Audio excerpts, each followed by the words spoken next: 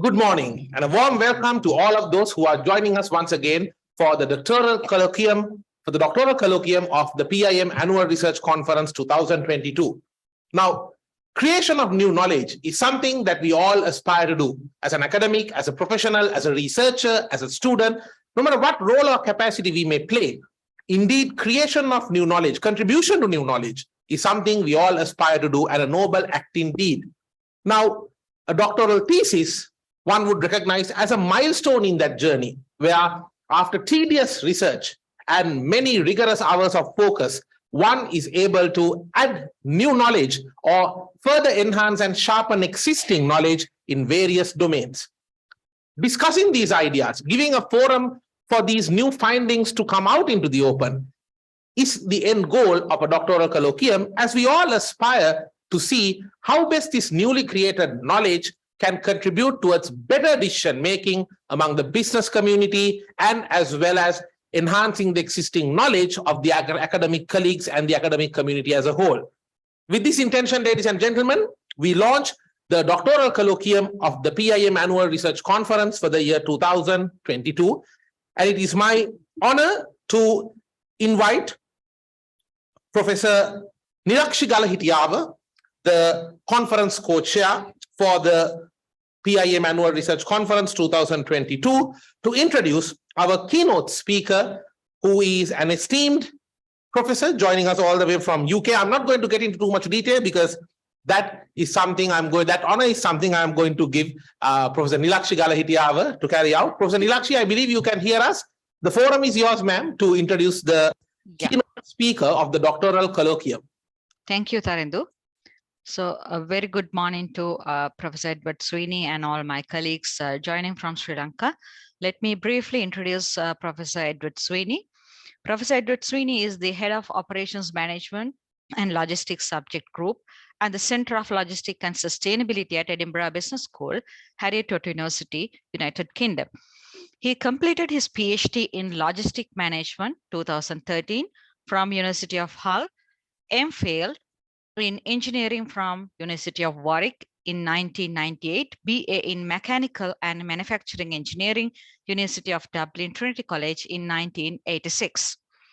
He has worked and lectured in over 20 countries in Europe, North America, and Asia. Professor Edward Sweeney is an experienced researcher, over 200 publications, including books, book chapters, papers in international peer-reviewed academic journals, and articles in leading trade publications. He is a member of international editorial boards of several leading academic journals, including International Journal of Physical Distribution and Logistics Management, International Journal of Logistic Management, the International Journal of Logistics Research and Applications, and the International Journal of Engineering Business Management. In 2015, he has elected as a chairman of Logistic Research Network, which is a part of Chartered Institute of Logistics and Transport, CILT. In addition to his co-teaching and research work, he has also worked with many of world-leading companies over the years in various capacities. Professor Edward is a regular keynote speaker at supply chain events in UK and internationally, and regular commentator in broadcast and print media on supply chain issues. He also worked as an external examiner at undergraduate and postgraduate levels in numerous universities in UK and overseas.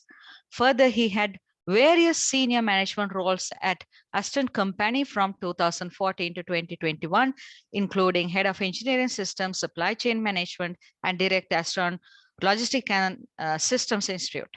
Professor Edward Sweeney, his early career was in Ireland, and he has experience in variety of sectors, including automotive, logistics, life science, and electronics.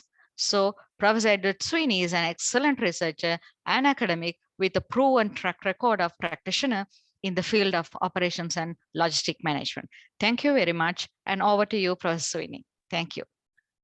Thank you very much. I hope you can hear me okay. Thank you for your kind invitation, and thank you very much indeed for your very generous introduction. So I'm just going to try to share my screen now. Perhaps you could let me know when the screen is appearing. Looks like we're good to go. Yeah. Excellent. Thank you. So the title of my presentation, as you can see, is Perspectives on Management Research. And I think the word perspectives is important in this regard, because what it says to me is that with many of these things, there aren't so many things which are either right or wrong. There are many sort of gray areas. And I think it's important, particularly for doctoral students, to take on board various perspectives and to look at their research through a variety of prisms, if you will. But the focus of my presentation is very much on two things. First of all, looking at the purpose of management research, and then moving on towards the end of the presentation to talk about the importance of research generally, but in particular research into business and management kind of topics. So without further ado, let me go to my sort of quite long definition of the purpose of research. Let me just firstly read this out. It says that the purpose of research is to answer a question of significance in a specified field by looking again, or if you like, searching again, but looking again at the evidence of information that others have provided, and by contributing one's own evidence and information. Now, look, apologies for this. It's a very long sentence, but I think if we try to unpack that long sentence, we can begin to generate some insights into what research is really about, and that will lead us on to perhaps getting a better handle on what the characteristics of good research actually look like. So to me, the very first thing which is important in that long sentence is the word question, and question of significance, because most research, including PhD research, will seek to generate insights into a question. It could be one question, or it could be a group of related questions. The question or questions could be driven by curiosity. Sometimes in applied research, the question or questions will be determined to a large extent by perhaps a business challenge or problem that we're trying to address. Generally in academic research and in PhD research, the question will be informed by a detailed and critical analysis of the relevant literature. So the literature review will lead to the informed development of a question or a group of questions. So it's a question of significance. And for doctoral research, the word significance is important here. So we need to be exploring a question which is worthy of in-depth research at doctoral level. So the message really is kind of keep calm and formulate your research question or questions. And of course, these days in most of the training that we provide for doctoral students, there is a large focus, a strong focus on what does a good research question look like? So, you know, the whole business of how to formulate a robust research question is something which is strongly covered, for example, in most of the standard kind of textbooks in the area of business and management research. But that's where it all starts from. So we've got to, at the very beginning, have clarity in relation to what the question is that we want to provide a response to. Now, once we've got that, to me, the next key phrase in my long sentence is the one which talks about looking again, and the whole idea of searching again, or in other words, researching, looking again, looking at a second time. And when I was thinking about this, I thought perhaps it's often instructive and useful to go right back to basics and to go right back to the dictionary. And that's exactly what I did. So I went back to the Oxford English Dictionary and looked up the word research, looking again, researching. And of course, the word research is an interesting one because it is both a noun and a verb.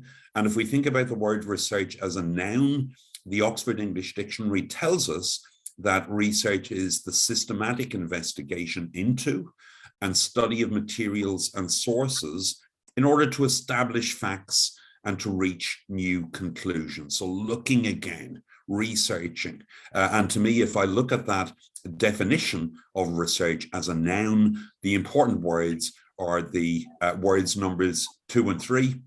In other words, systematic investigation. And that leads us nicely on to the second definition from the Oxford English Dictionary of the word research. And that's when we think about research as a verb. So to research something is to investigate that something systematically. So in a sense, the important words here are the word investigate or investigation, and perhaps even more importantly, the word systematic or systematically. You know, if we look at good research, if we look at world-leading research, what we tend to find is that one of the key characteristics is rigor. So good research is undertaken in a logical and methodical fashion. Logical and methodical. That's why we need methodology to make sure that we do undertake things in a systematic way. So to me, one of the key sort of characteristics of good research is rigor. I remember when I was doing my PhD, my supervisor said to me, Ed, your PhD thesis will probably not be the best research that you ever undertake, but it might be the most rigorous research that you ever undertake. So again, if we look at a good PhD thesis, it will certainly be characterized by rigor, and your PhD journey will be one which you go through in a logical, methodical, and systematic fashion. Okay, let's move on. If we go back to my definition of the purpose of research, one phrase appears a couple of times, and that's the phrase evidence and information. And a lot of research is about trying to uncover or discover the evidence that we need to answer a particular question, or to find the information that we need in order to come up with an informed response to the question which is driving everything we do. And that puts me in mind of something which I use quite a lot with my own students, which is this info engineering model. And this is really saying that if we look at the left-hand side here, we've got data. But if we think about data, data on its own is of very little, if any, value to us. So one of our big tasks in research is to take the data that we've collected, and data collection is usually a big step in any piece of empirical research, and it's about transforming that data or converting that data into useful information. So that transformation is where, of course, data analysis comes in. So let's go back to the essence of this. Research is about trying to come up with an answer to a question. And the key thing is to come up with an informed answer to any question. We've got to think about early on in the process what our data requirements are. I'm always amazed because I'm a PhD examiner quite frequently. I also act as a reviewer of articles, for academic articles for a range of journals. And something which is often missing in empirical research is a clear statement and usually this will require a paragraph or a section, but something about identification of data requirements. That's often a missing link in research. And you know, to me, it's massively important because we know that to answer a question, we need information, and that information depends on us collecting the right kind of data and then analyzing that data in a sensible and appropriate way. So for anyone undertaking a PhD, identification of data requirements is important.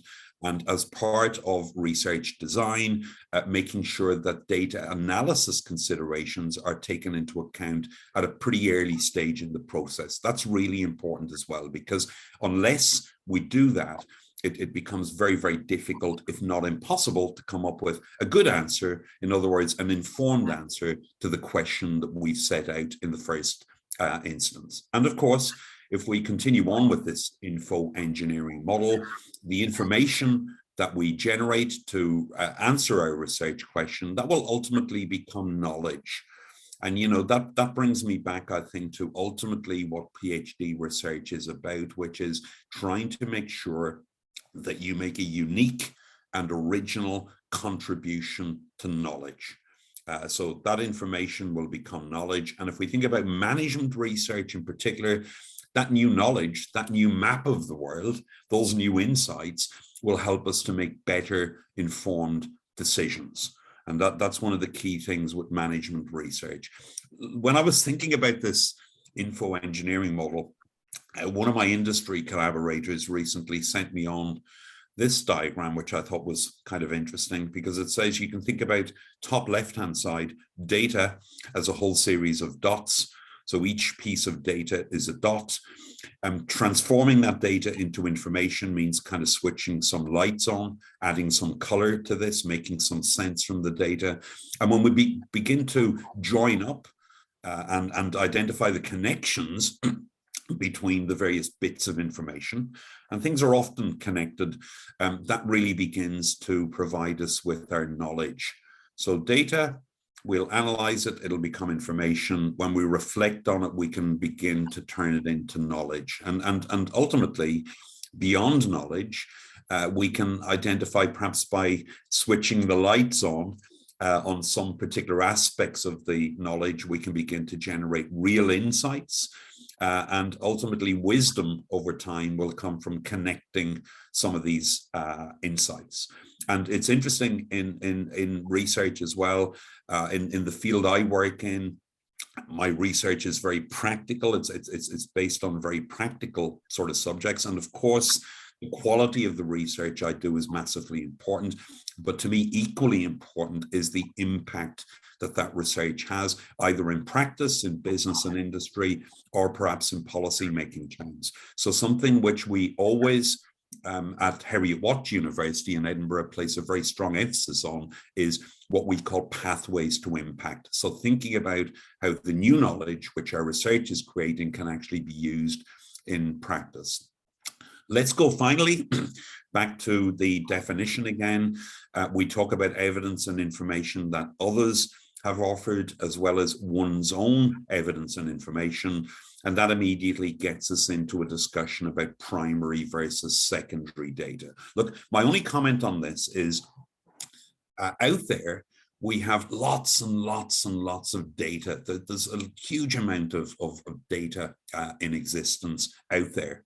And it's so much easier in 2022 to get access to that data than perhaps it was 10 or 20 years ago. So a lot of our research questions can be answered by undertaking, innovative, novel analysis of existing data, secondary data.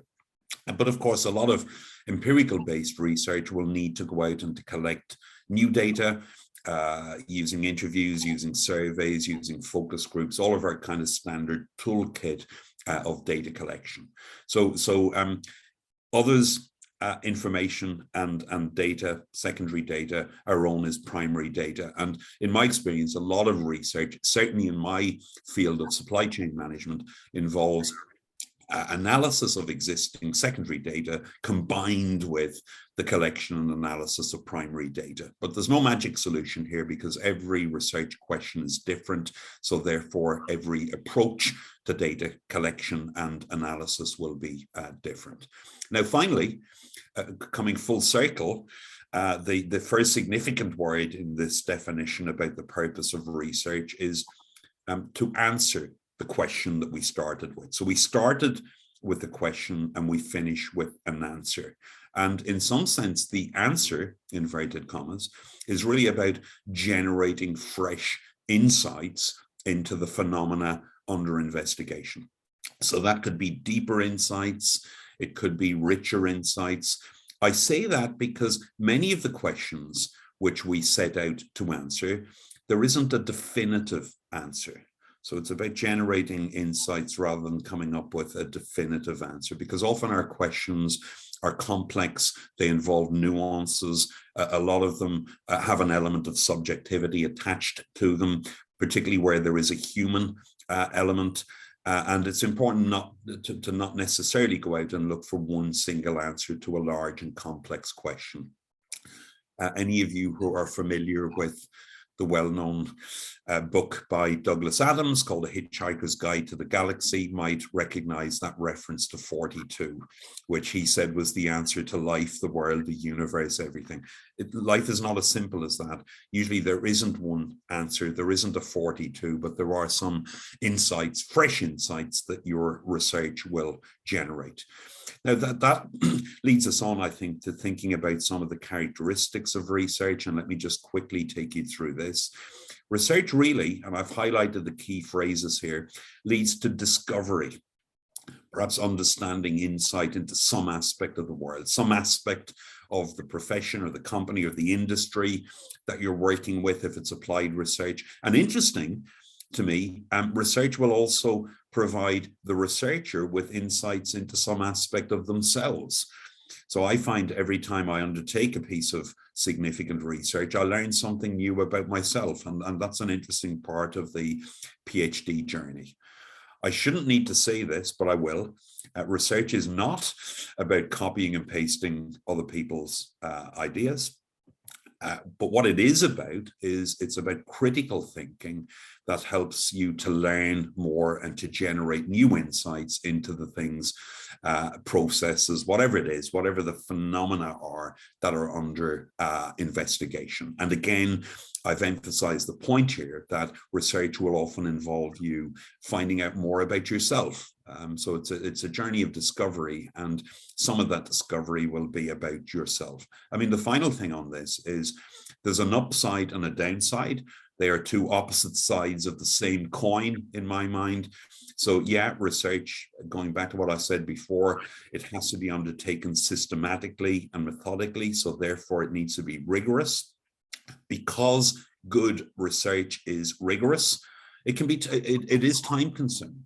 There aren't shortcuts very often. And as a result of that, it can be quite tedious.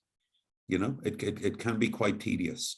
That's the bad news, if you like. The upside, the other side of the coin, is that research is often exciting and provocative because you're uncovering and discovering new things. And there's nothing really more exciting than doing that. A few years ago, I came up with this triangle. I call it the triangle of research excellence, and it's a simple way really of trying to figure out what the fundamental characteristics of good research are. Bottom left-hand side of the triangle is about rigor, which we've already spoken about, the need to undertake research logically, methodically, and systematically. On the bottom right-hand side, we've got precision. In quantitative research, that's obvious. We've got to do our measurement precisely. But in research, which is largely qualitative, the concept of precision is arguably just as important, if not more important. So, for example, we need to define keywords and key terms precisely. We need to identify what our data requirements are in a precise way. So that's really about accuracy. And finally, there's the whole issue of clarity.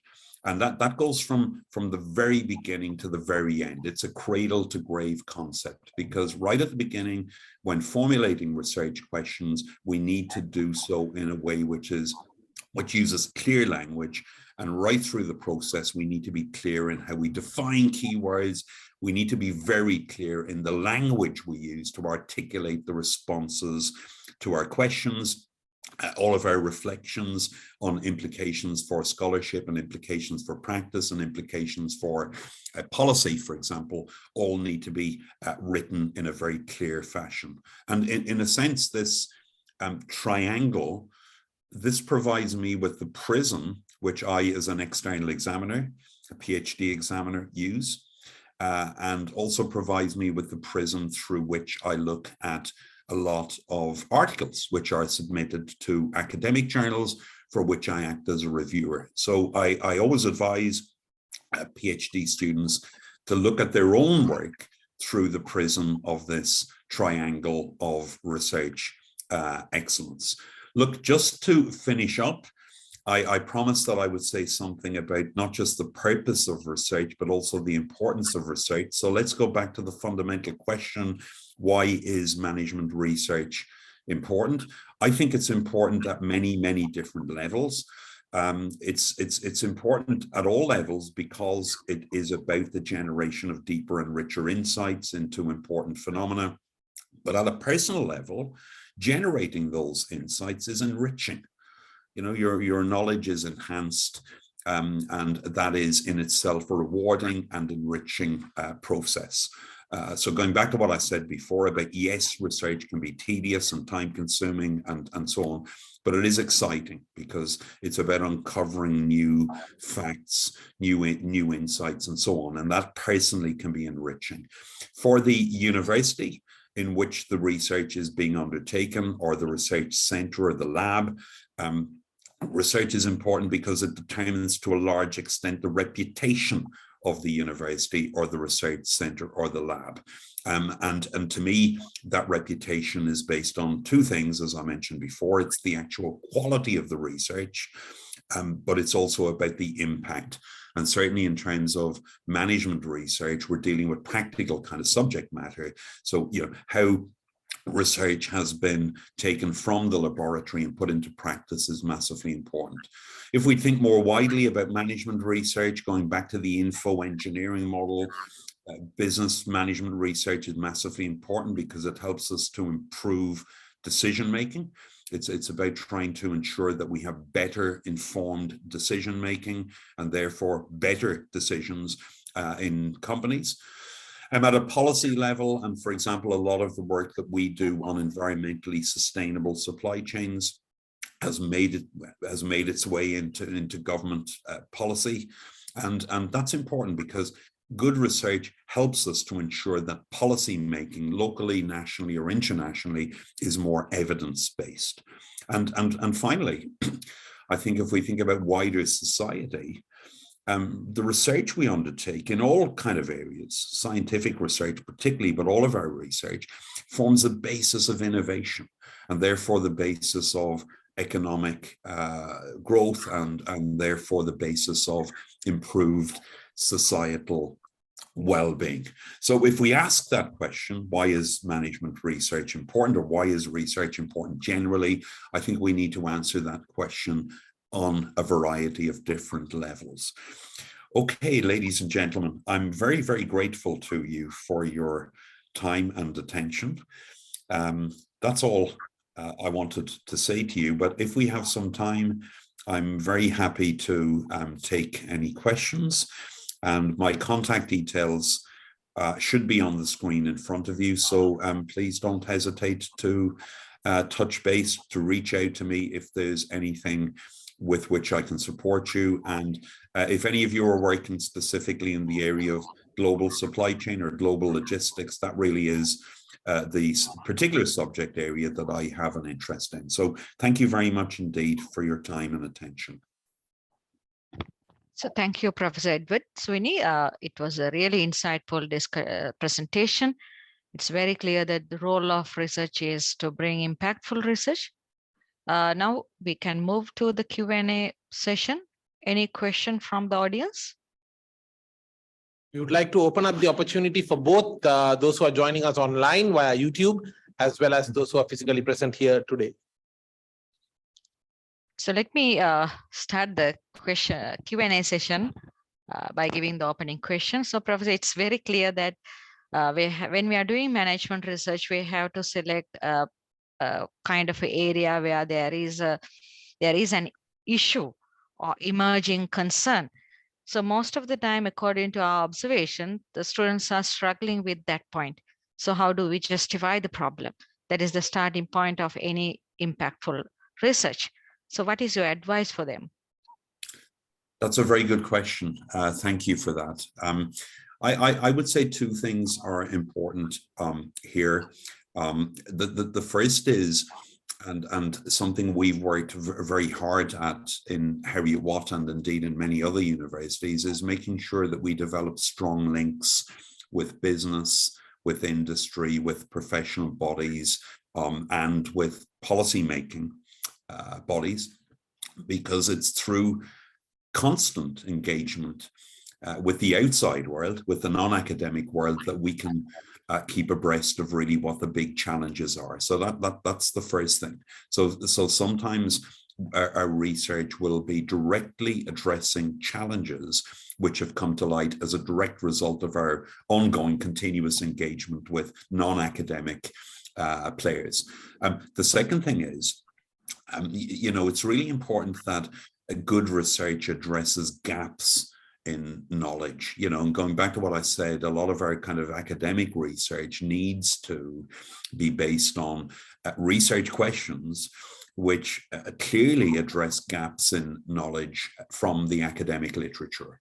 I mean, there's no point in asking a research question if we already know the answer to it, if you will. So, that whole process of not just sort of saying, here are my research questions, but strongly justifying those research questions. And certainly for PhD research, that will certainly be on the basis of academic literature. But if it is addressing a real problem that an industry partner has, so much the better, because that creates a much stronger likelihood that the new insights that we develop can be put into practice. So we can have a clear, what I call, pathway to impact. Okay, Professor, understood. So any other questions? Maybe we have Dr. Travis Pereira, the session coordinator of Doctoral Colloquium, and Professor Arosha and Professor Ravi, the panelist of the Doctoral Colloquium. Any questions from your side or any doctoral students? Maybe I'll ask a question. Can you hear me over there? Yeah, very clear. Yes, no problem. Professor Sweeney, actually, the use of research which you mentioned earlier ends up at the bottom. You talk about social and also the importance of moving discovery into translating into practice, innovation. To what extent do you think PhD research has to have the main aim as translation? Yeah, that's a good point. I mean, certainly what we find here in the UK context is we have some universities which have a strong focus on scholarship and almost pure academic research, curiosity-driven research, if you will. Whereas other universities are much more focused on translating knowledge into practice. And Heriot-Watt, I think we sit somewhere in the middle. We certainly have teams of people who are working on the creation of new knowledge, but we also have a very strong emphasis on knowledge exchange.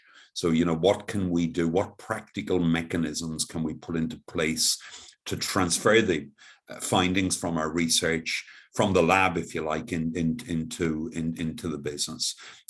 It really depends on the nature of the research that we're undertaking in terms of how we do that. Let me just give you two examples.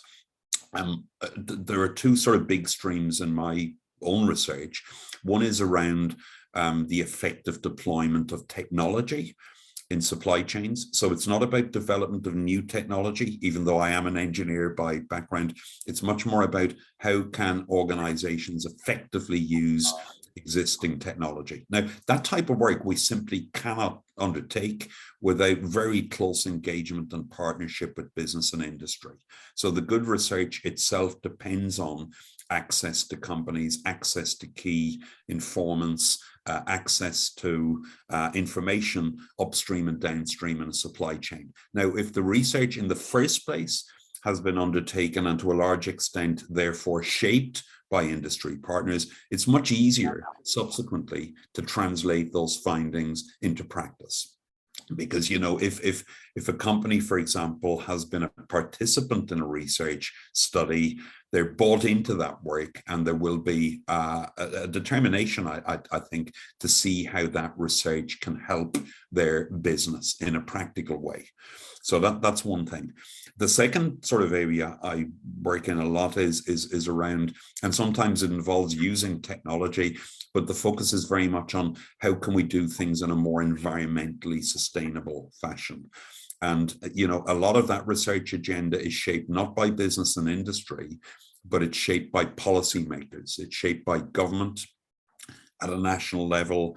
It's shaped by the agenda and the targets which emerge from the COP events and so on. So again, our sort of strong view is that we need to make sure that critical players in the policy-making process have a role in the creation of the research, the undertaking of the research. And if that happens, they're much more likely to take on board the findings. And if that happens, in turn, we're much more likely to get better informed policy making. So, you know, I think the key to it really is about buy-in. And I think, therefore, the key to it is about building, creating, nurturing relationships, partnerships with key non-academic actors in the whole process. Thank you.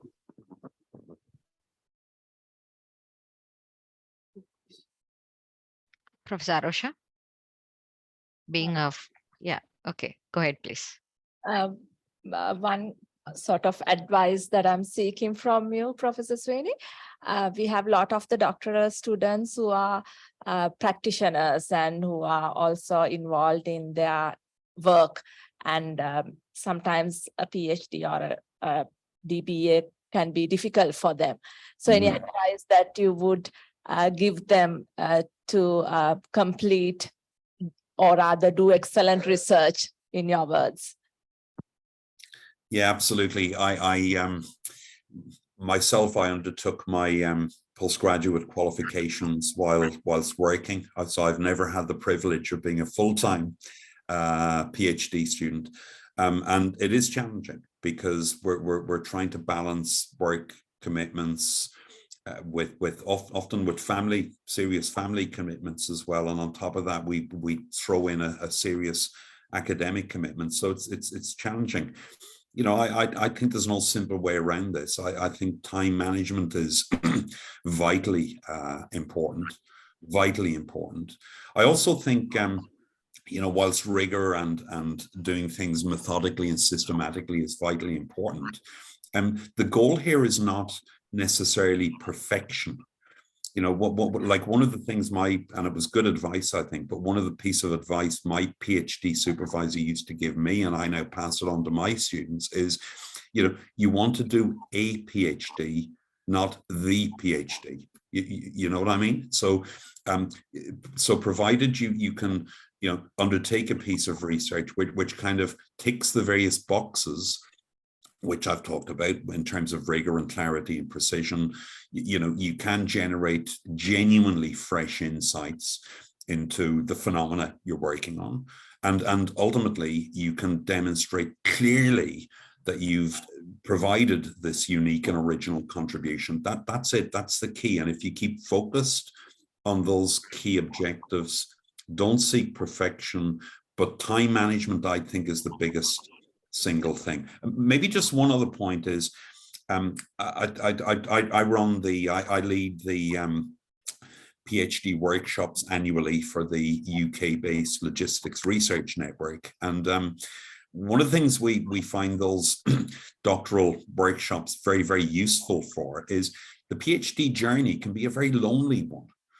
So I think the more people can work as part of teams, and the more people, PhD students, can engage with other researchers, other PhD students, what they'll realize very quickly is that we all, as researchers and PhD students, end up experiencing the same kinds of challenges.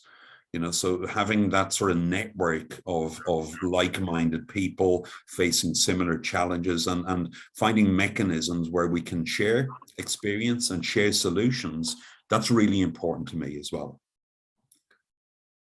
Thank you very much. Professor Nilakshi, I believe we are good to move on to the next segment of the program. Yeah, sure. If no any other questions, yeah. All right. Thank you very much. Thank you very much, Professor Edward Sweeney, for that wonderful keynote address and for providing those insightful answers to the questions raised. Thank you very much, sir. Before we move on with the key segment of the doctoral colloquium, which is the presentations by the doctoral students and the ones that have been published, it's time for a quick message from our corporate sponsors that has made this event a possibility. We would first have the message from MasterCard, the strategic corporate partner of PIM, followed by a message from the PBSS group, which is the platinum corporate partner of PIM.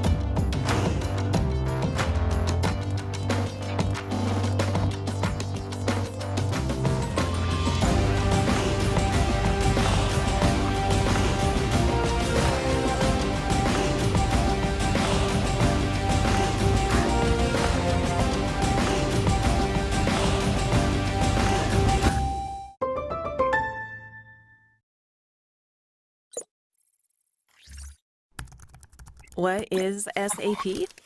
SAP is the market leader in enterprise application software, helping companies of all sizes and in all industries run at their best. 77% of the world's transaction revenue touches an SAP system. Founded in 1972, the company pioneered enterprise resource planning software, known as ERP, setting the global standard on how to manage operations and helping organizations do more with less.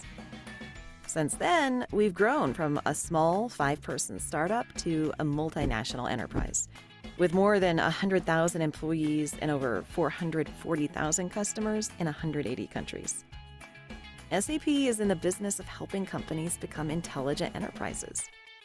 By connecting experience with operations and advancing breakthrough technologies like machine learning, Internet of Things, and advanced analytics. We're driven by innovation and are now the #1 cloud business software company in the world, fulfilling our utmost purpose to help the world run better and improve people's lives.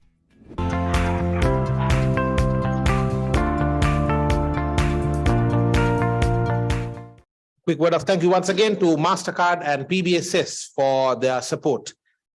Now to commence the doctoral colloquium, I would first like to introduce the session chair and followed by the two panelists. But before we do that, a quick reminder to all our presenters as you prepare in a very exciting manner to present your findings to the audience who is physically here today, as well as the audience that is joining us online. Kindly note that you would be given exactly 10 minutes only to present. We do understand it's been a long journey and a lot of knowledge to share, but we throw the challenge at you to stick to exactly 10 minutes because right and sharp at 10 minutes, the bell will be rung. There you are, loud and clear. And we would then move on into the question and answer segment. And once again, 10 minutes sharp as advised by Dr. A.K. Jayawardena as well. And we know 10 minutes sharp is 10 minutes sharp. Now to introduce the session chair, who will also be coordinating and comparing the session from now on. We have Dr. Travis Pereira, Senior Consultant at PIM. Dr. Travis Pereira is a Senior Consultant and a member of the Board of Management at PIM. And he is specializing in lecturing in the areas of entrepreneurship, operations management, supply chain management, leadership, business development, and organizational behavior. He is a design engineer by profession. Dr. Pereira has nearly 25 years of executive and senior management experience in the private sector as an engineer, a project manager, business development manager, a general manager as well. He has earned his MBA with a merit from the PIM and the degree of a Doctoral of Philosophy, PhD in Business Administration for his doctoral thesis on commitment in high-performing Sri Lankan companies in the area of organizational behavior. It's an absolute pleasure to have you share in the session, Dr. Travis. Next, to introduce the two panelists for today, I shall introduce the lady first. We have Professor Arosha Adhikaram from the University of Colombo. Professor Arosha Adhikaram is the Professor of Human Resources Management Chair at the University of Colombo and has obtained her PhD in Human Resource Management from the University of Colombo and also the Master of Arts in Labor Studies from the University of Colombo as well. An ardent researcher on the areas of labor studies and HRM. She has published many research publications across journals in Sri Lanka and overseas. Absolute pleasure to have you with us today, Professor Arosha. Next, we have Professor Ravi Disanayake, Head of the Department of Marketing Management from the University of Kelaniya. He has obtained his PhD in business from the Taylor's University of Malaysia and Doctor of Business Administration from the Business School of European University in Switzerland. He has also obtained his Master of Business Administration from the Postgraduate Institute of Management, PIM, ladies and gentlemen. So welcome home, Professor.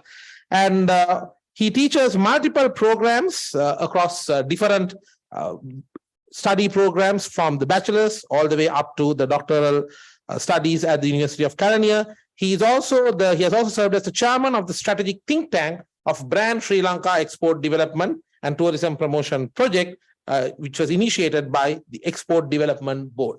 Ladies and gentlemen, such is the caliber of the people whom we have today, who will be taking the session forward, listening and directing the doctoral findings, the doctoral studies presentations of our presenters today, and probing them in the right angles with the simple intention of making sure enhanced, enriched knowledge will be contributed to the society with from now onwards. Dr. Travis, I hand over the forum to you, sir, and best of luck to all the presenters. And once again, 10 minutes and you hear the bell. Thank you very much. Thank you very much, Taridu. Now we are on to the doctoral colloquium. I must tell you that we have 6 excellent up and coming researchers, PhD level researchers. Another little bit of significance here, out of these 6, there is only 1 male. This is a very interesting thing. And in fact, the editor of this document has made 1 lady a male as well.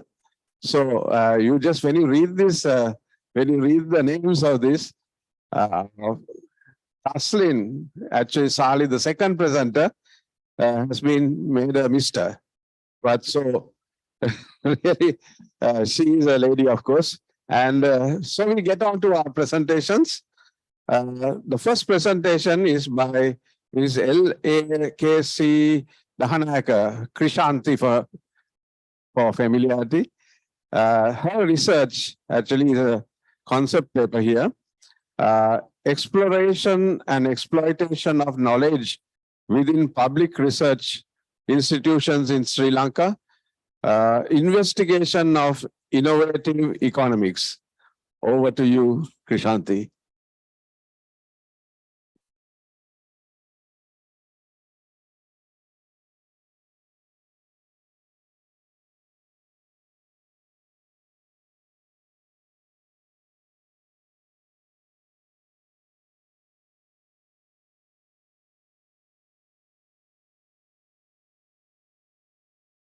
Exploitation of knowledge within public research institution in Sri Lanka.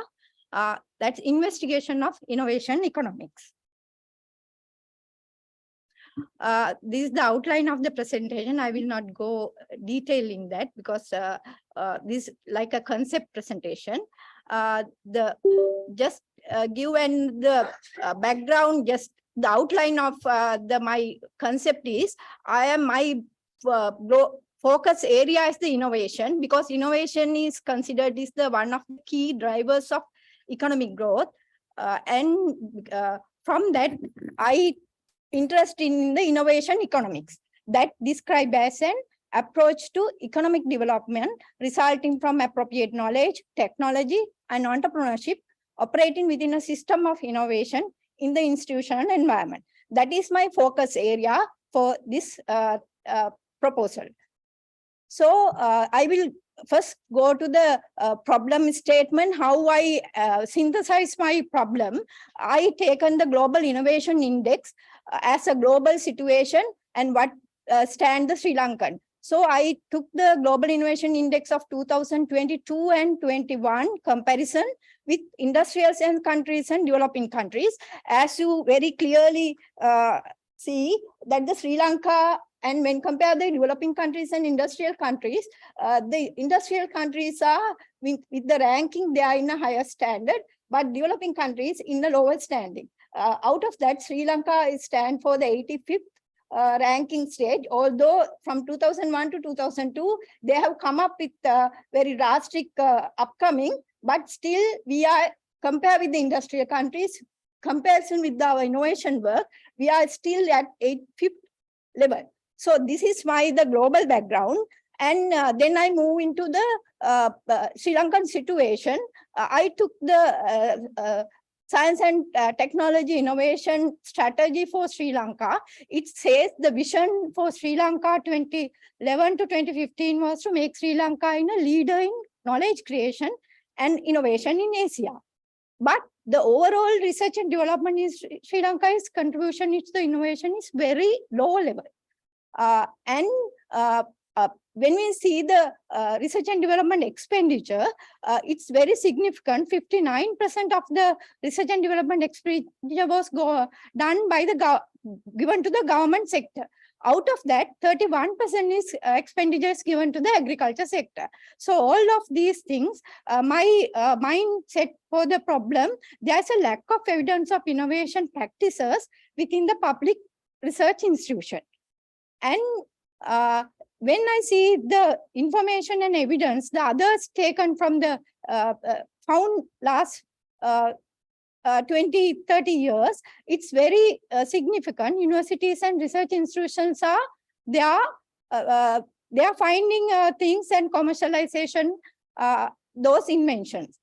But public research collaborate, when we think about the public research, industry contribution is, once it found collaboration with the industry and the innovation is resulted. That's found in the literature.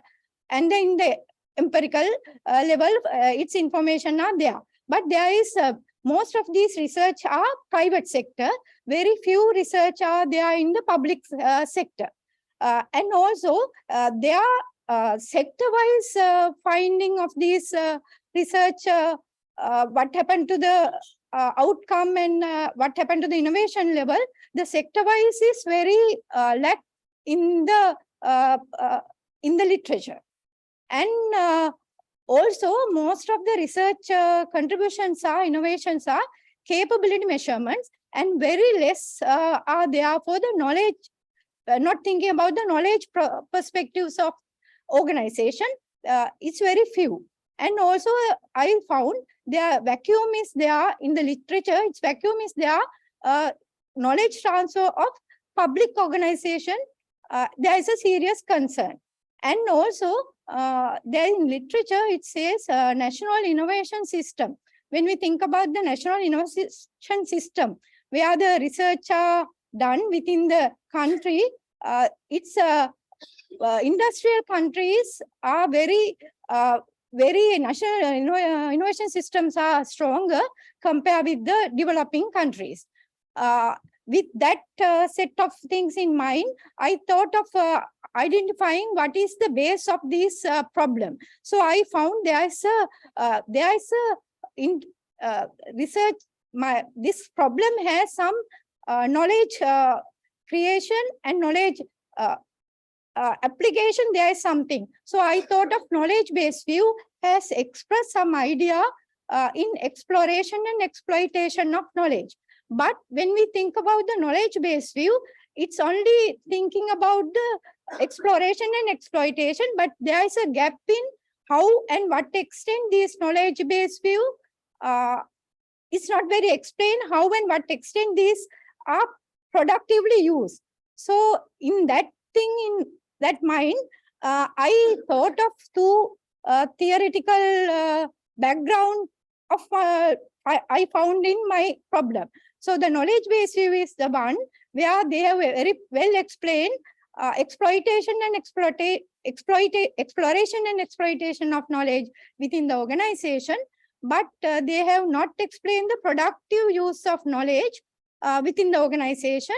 And I thought there's a notable theoretical gap exist in the literature that need to be addressed. So I thought by reading a literature, I thought the Schumpeter model, Schumpeter ideology, although he first in status something in 1911, but 1987 it had discussed thoroughly. So I thought there is applying this Schumpeterian ideology on the role of entrepreneurship and the dynamics of innovation to assess the performance of public research institution. So I wanted to use the Schumpeterian ideology to fill this theoretical gap. With that idea, I have identified my problem as the knowledge produced by public research institution is not effectively utilized to yield economic results. Accordingly, I have identified my overall objective as to investigate how public research institutions effectively manage knowledge to promote innovation economics. With that in mind, I go to my concept indicator model. So I'm thinking about this still concept is developing. Because of that, concept indicator model I have used. Accordingly, I thought of the exploration and exploitation, where the knowledge-based view explain the innovation, the application, but there is some within the knowledge public research institution, they are having a knowledge, and exploration means the acquiring the knowledge. If it's like a partnership or coming outside or getting inside, when we think about the outside knowledge coming, exploration, acquiring the knowledge, absorptive capacity is given a moderate role to influence knowledge within the public research institution. Anyway, all the knowledge still public research institution having the innovation within the institution, but my problem I identified in Sri Lankan situation, we still are very low level in the global innovation index. Our knowledge of the public research institution is a problem. So I thought there might have some kind of problem at the exploitation level, where the knowledge is acquiring, but the application of knowledge is the problem. So I want to have a very good idea how the new knowledge, finding to go with the Schumpeterian ideology. So I thought of applying the Schumpeterian ideology into the knowledge-based view and find out why knowledge at the public research institution in Sri Lanka is having a problem to producing the knowledge like the innovation. So that is the concept indicator model, and I have find these propositions like P1. It says P1 knowledge at the public research institution, organizational knowledge stock has positive impact on innovation economics. But when I think the proposition 2, although knowledge stock at the public institution, research institution are having like that, if you have the exploration, knowledge exploration improve the organization knowledge stock within the public research institution. That is the one thing I am thinking. And P3, or when knowledge acquiring happen within the public institution, research institution, absorptive capacity moderate the relationship between exploration process and the organizational knowledge. So my last P4 is the mediating one. It explains knowledge exploitation mediate the relationship between organization knowledge and the innovation economics. So those are the things. So there is a theoretical implication with the knowledge management views and the Schumpeterian ideology, and the managerial implication is there because ultimately this is the impact for the national innovation system in the Sri Lanka. I'm focusing on the agriculture basis. So I'm trying to improve the national agriculture research system within the Sri Lanka. So the value is this might be a good output for the Sri Lankan agriculture research, national research, agriculture research system. Thank you. Thank you very much, Krishanti. Now it's time for the questions. First, a small comment from me as well. The excellent area I talk about Schumpeterian economics. These are all Austrian school thought, really speaking. You might also look into Knight and Kurtzner as well, talking about opportunity seeking and risk and uncertainty as well. Of course, that is something that you need to see as well. And it actually, the background is really translating what is absorbed into dissipation into the industry as well. So two excellent areas, and I think that might be a good research. Okay, over to my panelists, and first ladies first. Reversing the thing. Okay. Okay, very good topic. Actually, it's eye-opening for the public sector as well. First, let me know whether you are doing a PhD or DBA. I'm doing that. Then I can customize the question. Because we very recently introduced, but we start from 2019 October. Okay. Still, we are thinking of doing the PhD. Don't know whether. So I mean, don't take it as kind of influencing for the DBA or the PhD thing, but having had experience to the both, then I feel your research is more into the DBA level. Because even I have done the comment over there, you need to first come out with final labs. I understood where your real practice issue is. And if you can come out with some review very firstly to give the real gravity of the research problem, this is where you can include some more to the paper where the practice issue is. I wonder whether research institutions, they themselves have issues, whether they are in-out approach of research or out-in approach of research. That's first thing. Second, you have to have an argument whether something wrong with the system to absorb what public sector research institutions made as a problem, I mean the knowledge. So both in you need to have a proper argument first. And why don't you review? And way back, I recall, Travis, the assignment we did for economics for agriculture policy review. Thanks to you as well. You review the Sri Lankan agriculture policy review first. Bring that, the funneling the research question, why you need to do this research to contribute for the agricultural sector perspective. Then this would be a fantastic research where both sectors, public sector and the agricultural sector, they become like eye-open to see how to bridge that. And last comment, in fact, I love your research model. Even morning, the keynote speech, even he mentioned one specific thing, but it is kind of systematically review or systematic review. You need to come out with your model with the strong systematic review first. And exactly come out with some validation of the Schumpeterian model or whatever the knowledge management model with the support of latest empirical evidences as well.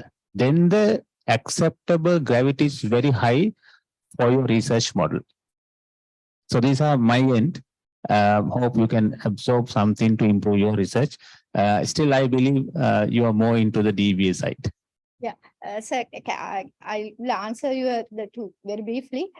Also, because I am not the academic person, I am from the research field, research institution, because I am from the Hector Kobbakadu Agrarian Research Institution, and I'm the agriculture background, because I am focusing on the National Agriculture Research System. So they are having the plantation research institutions and the forestry, and there's a 20 more institution today having a problem giving output for the input to into out. They are not the inside knowledge is not productively given for the contribution of the economy. So that I'm okay with, because I am not an academic. My career is going for the managerial thing. That's one thing. Another thing is because as you mentioned, as you told, the systematic review. Because my first research question is reviewing the global, because I am going to select several countries and review the this scenario, how they have achieved.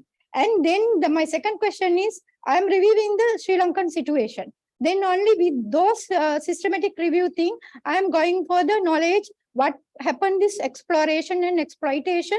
That concept is, because that's why I put the concept indicator model. Still my exploration is not defined properly, because I have to go to the first question and find out what those countries are success, and why they are failed, and why Sri Lanka failed, and why the success. There are success stories in the institution, research institution.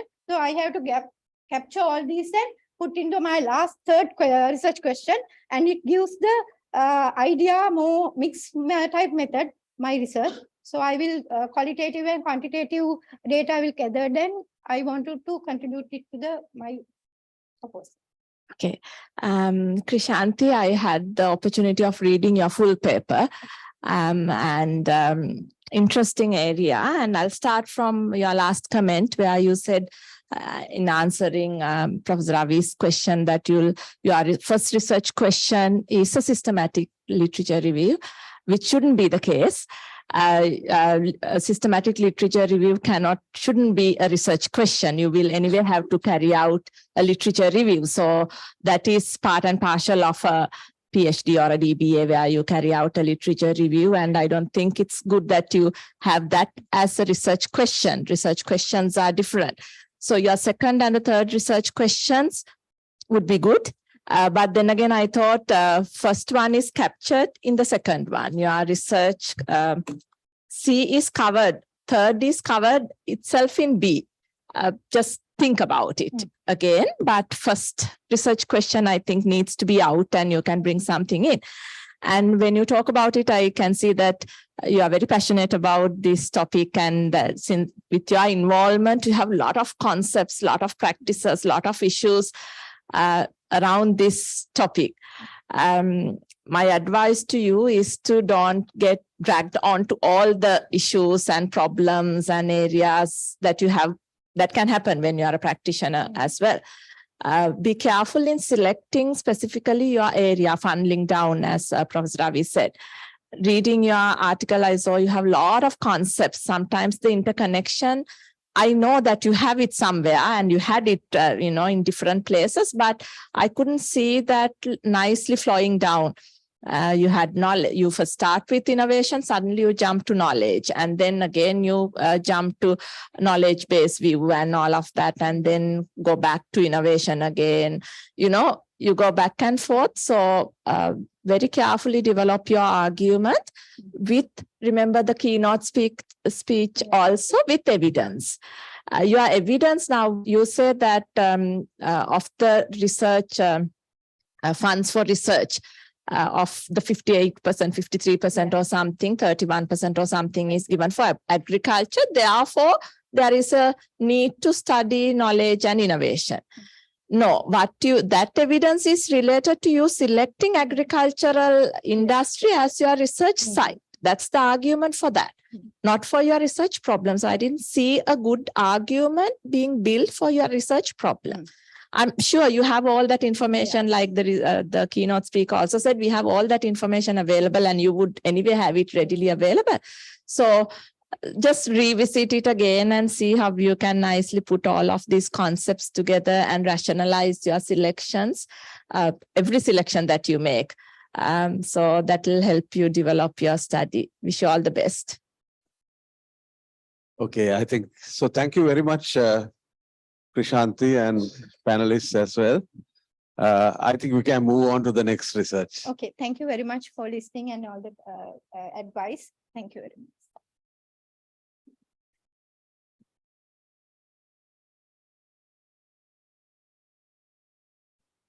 Right. So our next presentation is from Mrs. Katie Sali, for short Taslim. She's talking about research, very modern kind of concept, exploring the meaning of work for gig workers, people who are on three-wheelers and things like that, the gig economy, which actually where people switch from job to job sometimes. Engaged in riding, hailing, and its impact on continuation intention. Over to you, Taslim. Thank you, sir. Good afternoon, ladies and gentlemen. So let me start by, as you all know, the sharing economy, which is also known as on-demand economy, peer-to-peer economy. Actually, there's so many words to describe what sharing economy is. It has been identified as a rapidly growing economic and technological phenomena. And the fundamental of it is it proposes use rather than ownership. It's about accessing an asset rather than owning the asset. Also, the growth in the sharing economy actually came through the widespread use of the internet and also smartphones.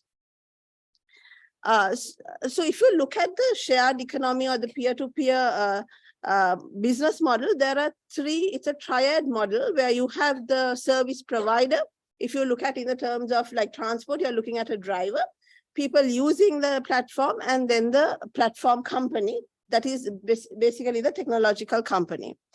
It was estimated that the sharing economy globally was worth about 15 billion in 2015, and they're expecting it to rise to about 335 billion. So it's rapidly increasing. And another thing is with the whole COVID, what we see is the growth in these industries have been phenomenal. If you look at the two dominant sectors, it's accommodation and transport. And also sharing economy has been very closely aligned with sustainability. And that's one reason I believe why it is important for Sri Lanka, because the economic and the social impact it could have on our country is tremendous. The central bank for the first time identified this gig economy in their central bank 2019 report, where they said most of the people in like Western province or even urban and semi-urban areas are now used to getting a taxi or a truck through an app as opposed to standing on the roadway. And what they are hoping that it would even spread to like rural areas where they will use for things like farm machinery sharing, which is of great importance for a country like ours. And the other challenge with these models is the nature of employment that is coming. There are new forms of employment. Service providers, like for example, drivers are no longer considered to be employees of these companies. They're independent contractors, or what we call gig workers. So they're also identified as entrepreneurs, micro entrepreneurs, because they can use their idle asset to make money. So that is just the background of sharing economy and its importance to Sri Lanka. Getting back to the problem that I'm looking at, is that the gig workers retain very short period in the industry. For example, Uber is a ride-hailing company. Their retention rate, they say, is about 4%, which means annually you have a 96% people churning. And these people are generally not loyal to a platform, and they allow them to work on multiple platforms. This high turnover in the gig industry, especially in transportation, is a global phenomenon. And for companies, it's a huge challenge because they don't employ anyone. So they have to depend on the supply outside. So that becomes a bottleneck for their growth, actually. And the other issue we have is around regulation. These industries are not regulated. Even central bank in their report says that the policies pertaining to employee security and all that are, we are looking at traditional employment and is not looking at like gig workers, which we should look at. So if you look at the performance gap, I think this high turnover is even the case in Sri Lanka. The local ride-hailing company says their annual retention is around 30%. And this precarious nature of employment makes traditional theories of motivation almost irrelevant. And these companies need to know how to motivate them to keep. What platform companies, though they say the main tagline of a company is we promote flexibility, you can be your own boss. But the reality is they use something called the algorithmic control to control the behavior of drivers, which is creating also what you call an expectation gap. In terms of the theoretical gap, there is very little studies done in the area of meaning of work for gig workers. Job motivation is a useful concept in understanding the meaning of work, but it overlooks things like interdependencies between personal growth and society. So several scholars have attempted to conceptualize meaning of work as a multidimensional construct. However, they say the conceptualization still remains underutilized, as many scholars think it as in a singular factor. The empirical gap I see is the gig workers engaged in the ride-hailing space, which is generally considered low skill because it's different to people who do outsource work. These people are low skill, and also it involves an actual physical delivery. And so there's very few studies done on gig workers, and especially in developing countries. And I'm also interested in looking at whether there is an impact of the platform company being local in the way the employer, the gig worker assigns meaning. So,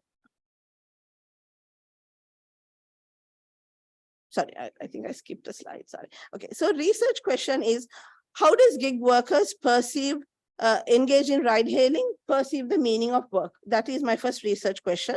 And also, does the meaning that they attribute to work have a impact on their continuous engagement with the platform? Also, does the physical presence of the platform have an impact on that meaning? And also, what are the challenges that gig workers are facing currently due to this precarious nature of employment? So in terms of objective, it is, of course, to shed light on this perceived meaning of work for gig workers. Also to develop a framework that captures the meaning of work that could be used to retain this industry, which will be very useful for these platform companies. Also to identify the challenges arising out of these informal, flexible, precarious employment, so that which are currently not addressed, which requires authorities' attention. In terms of literature, so there is literature around sharing economy, where they say the people joining mainly join because of financial benefits, but the reality is it's more than that, and studies have found that they look at other benefits like engagement also. And also there is a considerable impact, like I said, on conventional labor markets. These people don't have things like insurance, healthcare, etc. And also, even it has been identified that a lot of regulators find it very difficult to regulate this industry. My area of focus is the gig worker, but from the point of even taxation to security, there's a whole heap of things where regulation is not moving as fast. Some people view this as just another way to make a quick money. But the problem with that for platform companies is that is not a sustainable model for them to make money. So there is a significant gap to look at in terms of how do you build loyalty, what will make these platform workers stay on. So the meaning of work basically captures what a person believes, defines what are the values they attribute to their work. I'm still in my early stages of the concept model, the concept. I've used the Harper's conceptualization of what meaning of work. He identified 5 elements, which I plan to explore to see if that has an impact on them participating and subsequently staying on. Quickly moving to the theoretical implication. Like I said, there isn't much research done on the meaning of work for gig workers, so this will shed a lot of light on that area. And also the theories on motivation, meaning of work for traditional employment is almost irrelevant to some extent when we talk about these workers.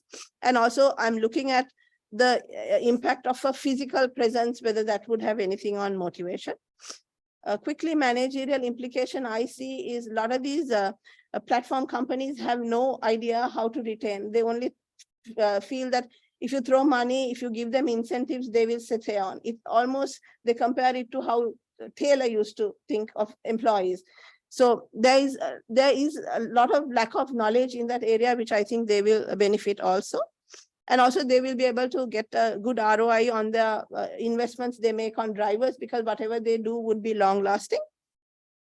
And another area I think is, if we are serious, Sri Lanka should be, otherwise we'll be left behind, is to identify the policy areas which will help the government.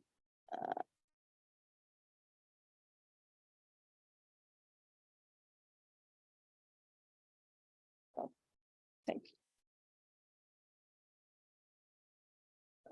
Yes.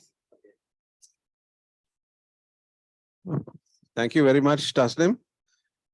This is, of course, a new area and a very good area we are getting into. The use, how networks are exploiting the potential of people more than anything else, and the meaningfulness of work. Okay, I think it's a very interesting thing. So over to Professor Arosha, right?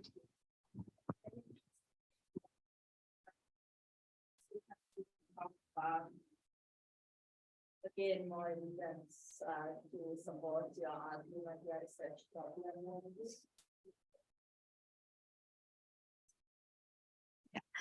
You have to think of how you can sort of build your, inform your research problem. So evidence is needed. You talk about the UK, that the high retention rate in UK. And you also say in one company in Sri Lanka, they say 30% retention issue is there, but you did not show us any reference, how you got that information. So your whole sort of argument would be based on these facts. So it has to be properly, evidence-based. You have to show it with evidence. And I also was wondering, now the nature of gig workers itself is that they engage in a gig and, come out of it. Yeah. So does it really entail a long-lasting relationship? So you trying to bring in the longer employment relationship into a type of employment that itself is very temporary. So that was something that I was thinking about. So maybe you can sort of revisit that. Yeah.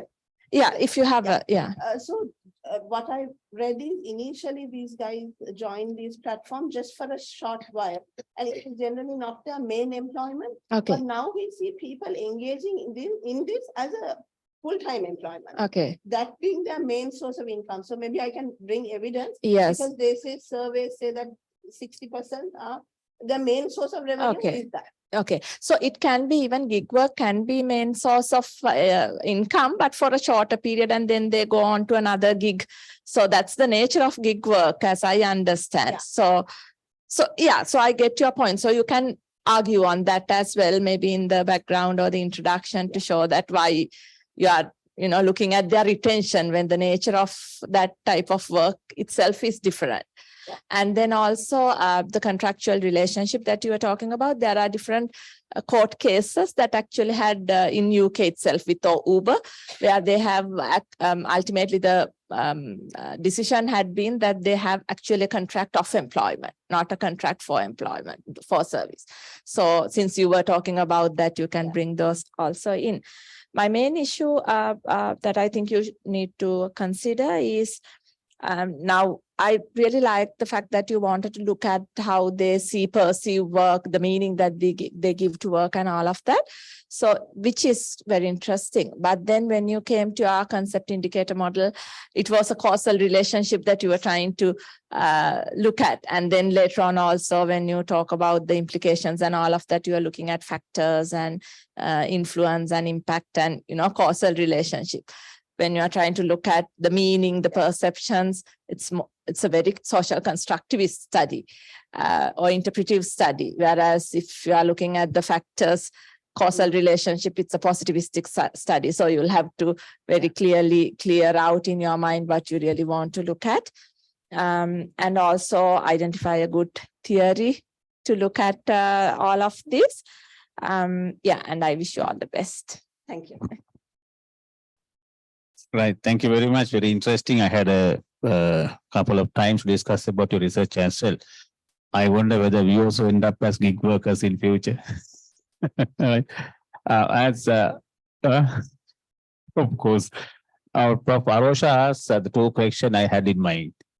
So my suggestion is to, before you think about whether it's going to be qualitative or quantitative, your method will depend on the systematic research questions you are going to address. Then only you can think about whether it's a quality, quantity, or the mix of it. My suggestion is you looked at as what Prof. Arosha asked, very valid questions. Even I had the same.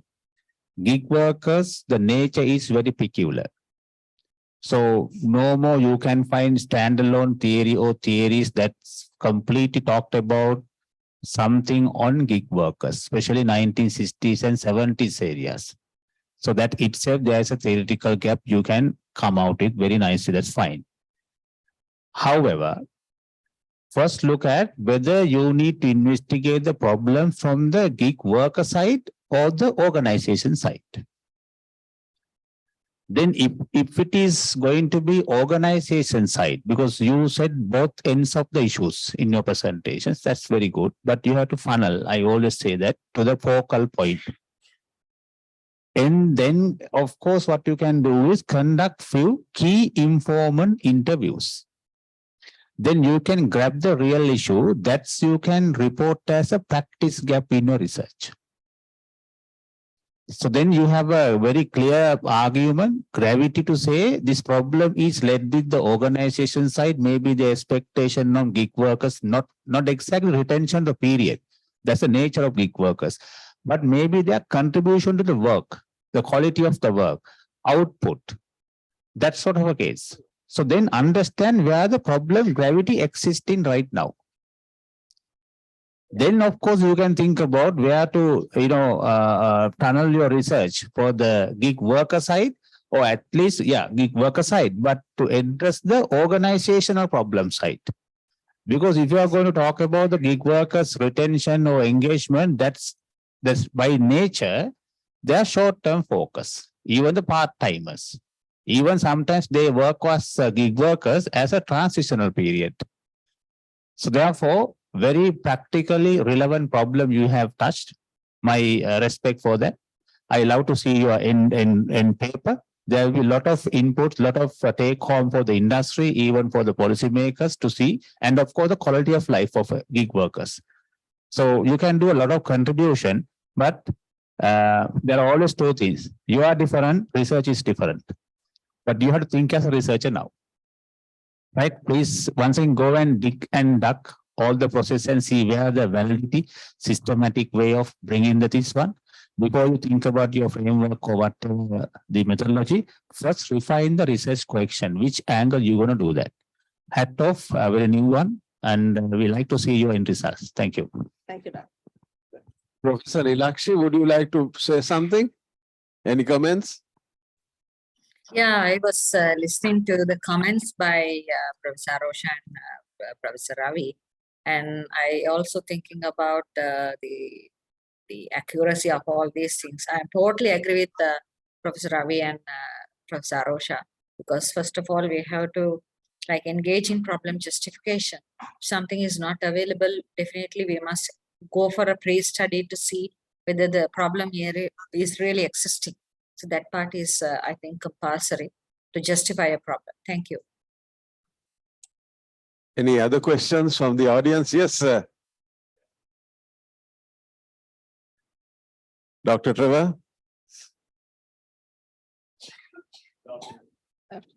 Good afternoon. Thank you very much. Good presentation. As Professor Ilakshi said, you have to have evidence to prove that there's a genuine research problem. Otherwise, it becomes an imagination in your mind. Also, now, when you showed managerial implications, how are you going to link that to the research problem? What is the rationale you have for that? The statistics or whatever so this is so you have to link that to now theoretical implications can be linked to theoretical underpinning. Right, but managerial implications you have to have a little bit of rationale statistics to. This is how we look from the practical perspective, from the pragmatic perspective. So link that. So just think about that. That's all. Thank you. Yeah. Thank you, Doctor. Any other questions? If so, thank you very much, Taslim. We go on to our third presenter. This is Dilanthi Tavakuma, right? She's talking about, the topic is the impact of alignment of vertical and horizontal fitness of high performance HR practices on employees' innovative job performance, a study on employees' perspective, HR perspective. Yeah.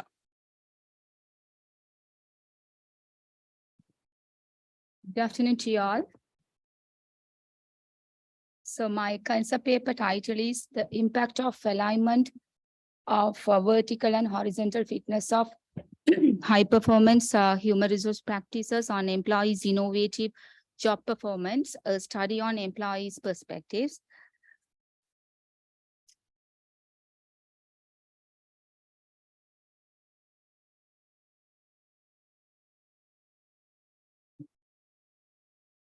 This is the outline of my presentation. We can move into the background of the study. Recently, most of the organizations are facing dynamic challenges of globalization, higher competitive pressure, and high target pressure. So in order to manage those challenges, organizations needs to invest much amount of time or the investment in order to initiate and implement some sort of high performance HR practices at organizational level. Which those practices that can be initiated by the top level people. Normally it can be enhance the employees' performance, ultimate results, that organizational performance also might be increased. When it comes to the research problem, the performance gap, top management and human resource managers were initially identified and implemented some sort of high performance HR practices at organizational level. Once they initiate the high performance HR practices, they communicate to the bottom level employees, like branch level people, whether they like or not, they can accept or adopt those practices in order to achieve their targets or perform well in the workplace. This is actually and the top level people, they don't much realize their perception, how employees can be perceived and how they can react towards the high performance HR practices. So therefore, there is a lack of perception about the high performance HR practices in the workplace. And also most of the practices are initiated by the head office or the top level people. So therefore, employees' performance are fully determined by the top level or the management concern. And also, therefore, the lack of perception and also that management concern, the employees cannot be proactively determine their performance in the workplace. So this is that my performance gap. The literature also has proved it. They have given some evidence that there is a lack of perception as well as employees cannot be proactively determine their performance in the workplace. In order to prove it, I have conducted some pilot study to support the performance gap, where I have selected 10 managers from service-oriented organizations in Sri Lanka. So they have ensured that there are lack of perception as well as top-level people only consider or initiated all the HR practices. Therefore, employees cannot be proactively determine their employees' performance in the workplace. That's, for example, employees' job performance are fully determined or decided based on the KPI. So which is set by the top level people. All the KPIs can be aligned with the high performance HR practices. This is my performance gap. We can move into empirical gap. So the literature has emphasized that there is a relationship between employee perception of high performance HR practices and employees' innovative job performance, which has been already tested in literature, but it has not much empirically tested in literature, because the relationship between the employee perception of high performance HR practices and employees' innovative job performance were rarely discussed in empirical studies.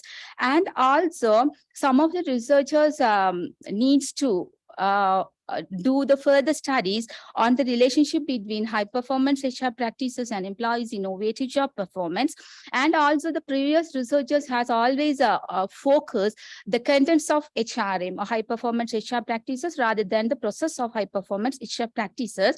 And also earlier studies, they were mentioned that the relationship between two things like employee perception of high performance HR practices and employees' innovative job performance are more complex. And also regarding that mechanism in terms of the relationship between the high performance HR practices and employees' innovative job performance is not clear. And also that the scholars have really advised us that they want to do the further research on high performance HR practices and employees' innovative job performance with a mediating effect of personal resources like self-efficacy and proactive personality. And also that I want to focus on the fundamental assumption of high performance HR practices is the synergistic or the fit impact or the fit alignment. So those vertical and horizontal alignment of high performance HR practices also is not so far tested in a literature. These are the performance gap. I found it in literature. So we can move into theoretical gap. Actually, I have found it most popular theory we can call job demand research theory, where it can be used to analyze how workplace arrangement high performance HR practices. High performance HR practices is one of the key components of workplace arrangement affect that employees' job performance. Here, the basic assumption of JDR model is that individual or employees who have the sufficient resources like job and personal resources, which are provided by workplace arrangement like high performance HR practices, once the employees can be getting to those resources in order to fulfill their work-related needs like personal growth and development. So ultimate results, so they can be achieved their employees' innovative job performance. However, this model does not explain why employees perform different level when every employee has to access the same resources which are provided by the workplace arrangement. And also the process that connect the resources like however, the process that connect the resources are less elaborated in a JDR model. So based on the theoretical gap, and also the employees may perform at work based on individuals' resource gain and loss level guided by resource caravan's process of conservation of resource theory. So therefore, this study combined JDR model and conservation of resource theory to make a structural relationship among the variables of employee perception of high performance HR practices, personal resources like self-efficacy and proactive personalities, and also that employees' innovative job performance. So based on performance gap as well as the empirical gap and theoretical gap, so I have derived the research problem to what extent do the employees perceive and react on the horizontally and vertically aligned high performance human resource practices to ensure their innovative job performance. These are the research questions and objectives of studies. I have developed 4 research questions and objectives of study. Based on the literature and as well as the theoretical support, I have selected 3 theories: job demand resource model, conservation of resource theories, and resource-based view theory. So based on that, I have developed 9 hypotheses.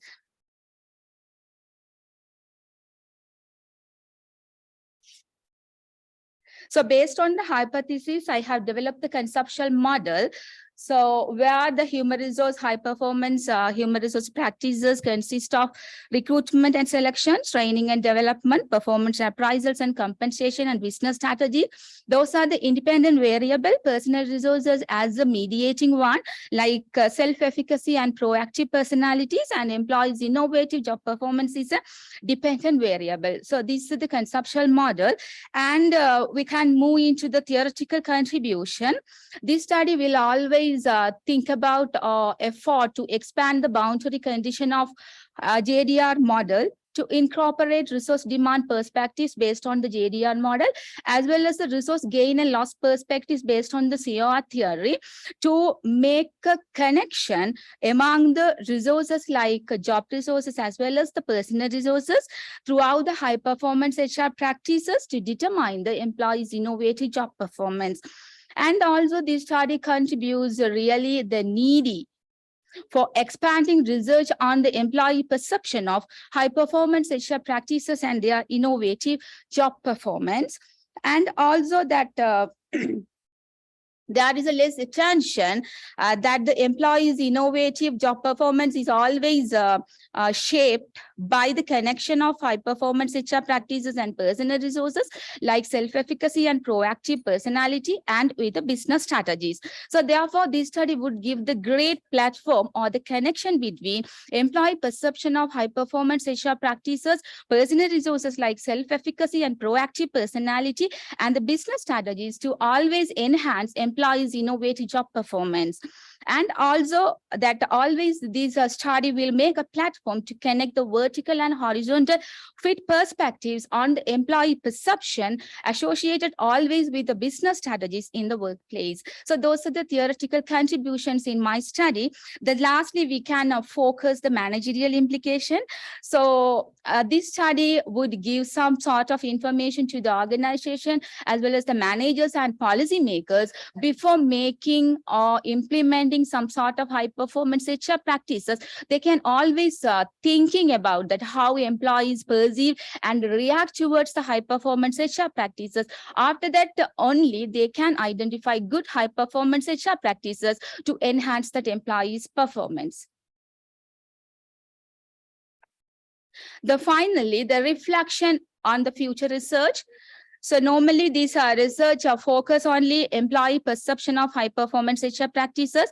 So future studies would be focused on expected high performance HR practices and the perception of high performance HR practices and employees' innovative job performance. And the second future research would be this study only consider employees' views or the perception of high performance HR practices. The future studies might be go for different raters of like they can go for the employees, organization, or the top level people to assess the high performance HR practices and innovative job performance. Finally, this study only taken two mediating variables like self-efficacy and proactive personality.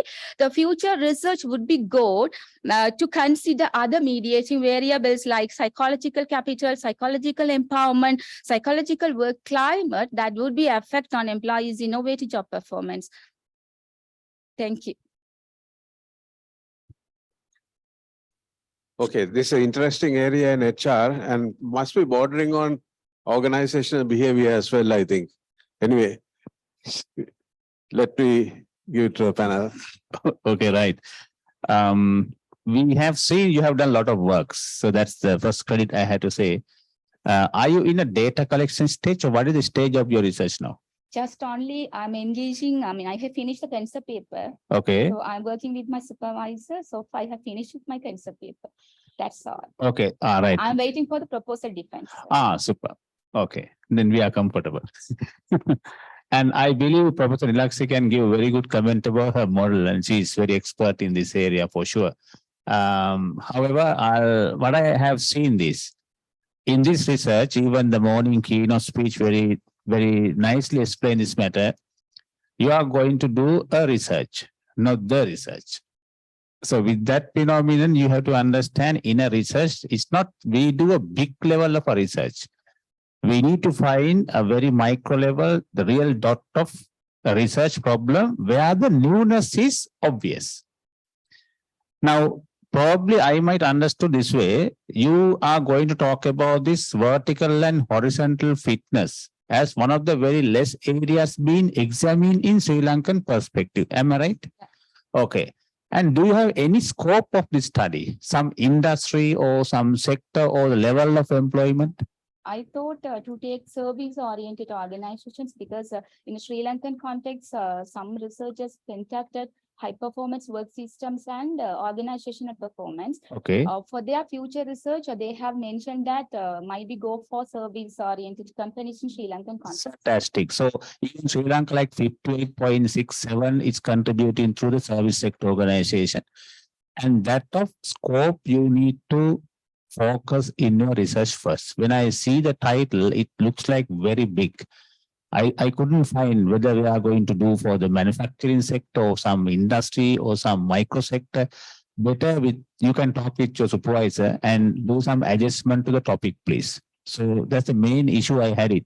Concepts are good, and framework what you suggested, most probably Prof. Arosha will give on subject matters.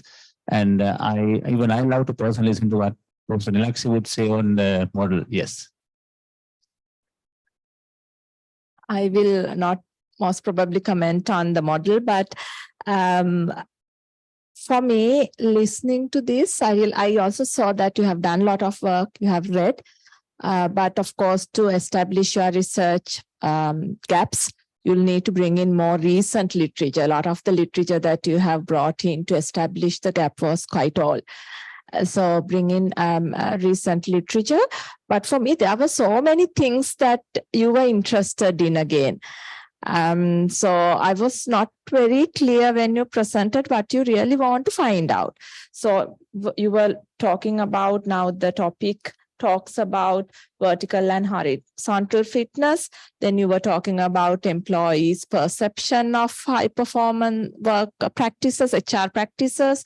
And then you also talk about proactively how they have failed to proactively determine their performance. And then you also talk about innovative practices. So there were so many things for me. So maybe it was, maybe I didn't understand it properly. But I think you can maybe revisit and see how you can sort of make it more focused and select, you identify very carefully what you want to really do. And then for that, you build your argument, forgetting some of the other related things around, because that can confuse what the research problem is. And also be very careful when you select 3 theories, whether you really need 3 theories. Most popular theories, I have used it to JDR model. Okay. And also the interconnect with the COR theory. Yeah. And vertical and horizontal fitness, and there is some sort of links, no ma'am. So I have used that resource-based view. So I think there are a lot of connections between these theories also. So maybe one of the theories might not really be, maybe 2 theories might be enough. Maybe all 3 is not needed. Even though they might talk about some concepts. So just revisit them. I'm not very sure whether all 3 theories, you need to bring in all 3 theories. Because that can lead to other consequences as well. Based on the JDR model, I have found it the gap. Yeah. Yeah, that I have developed a conceptual model as well as the hypothesis. I have used 3 theories. 3 theories. JDR and COR as well as that resource-based view to make a connection. Okay. So just my perception, I'm not, I have not gone into detail in your research, but I think because that can lead to a lot of other issues later on when you have too many theories. So if you can do with 1 or 2, that you'll need to considering that would be beneficial for you. My own comments I think I should give is that you need to narrow this down to a contextual area, because where this innovation job performance really matters, whether it's managerial level or frontline level, is too wide for a PhD research. You need to go narrow. You need to go narrow. The context must be very clear where this problem is there. That where you need innovation. Now, if it's talking about frontline, productive people, then it is technical innovation. But if you go a little higher, the innovation is different. So either it is radical innovation or continuous innovation, or I think you have to now, topic has to be narrowed down so that you get more rich information. Other the information will be garbled. That is the important thing. Yes. Professor Nilakshi, would you mind saying something, please? Yes. So since you and Professor Ravi has been invited to me, I have to be very careful in providing a comment. I am neither supervisor or a panelist. But since all of you have invited, just for the, constructive comment, in terms of positivist point of view, I feel that the model is too large, and I wonder whether you will be able to find enough sample, right? Because you have to deal with high performing work environment or organization, plus there should be innovations as well. So I feel that it will be a bit hard for you to find enough sample size for a rigorous study, because at the moment in Sri Lankan context, we are having so much of economic and business issues. So think about going for a quantitative, rigorous quantitative method alone with that. And I would like to invite you to read about the research PhD thesis done by Professor Dushar Dayaratne at La Trobe University. He is a senior lecturer at Jawatanapura University. If I'm not mistaken, his study also, I mean, 80% similar to your one. I'm not saying exactly similar, but this high performance environment kind of thing has been already discussed in his PhD thesis. But it's a case study method study. So you have to be careful about the sampling, sample size, and so on. Otherwise, you will be in a problem later on. Thank you. Thank you so much. Can we have any? Yeah, there are a couple of questions. Yeah, whoever. Yes. After that. Thank you. And I saw in literature, I totally agree with the learned professors and Professor Nilakshi as well, and sir as well. So much of research has been conducted in this area. So you can't say lack of research or this thing. High performance has been a hot topic. And also you have to take literature. I saw in 1995, this is 2022. HR has gone through so many changes, radical changes, disruptive changes, capital, people capital and various conceptual changes, all these things. So you have to look into that. More importantly, what is your, now this is a PhD one, what would be your contribution and what is your segment? Are you focusing on corporate sector or public sector or the multinationals and so on? In addition to that, there's a concept called 1/8 concept. That is based on Fred Luthans. Luthans has published so many this thing. And if you see this 1/8 is the performance management systems of Fortune 500 companies. So you can learn a lot and you can take so much of literature into your this thing to enrich that and to add value to that. Also see whether going with 9 hypotheses is worth. And also as Professor Arosha correctly said that taking 3 theories would be little too much.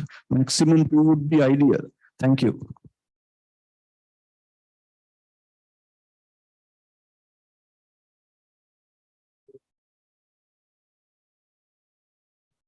Okay, thank you. The interesting topic, and I agree with all the comments. It's wide.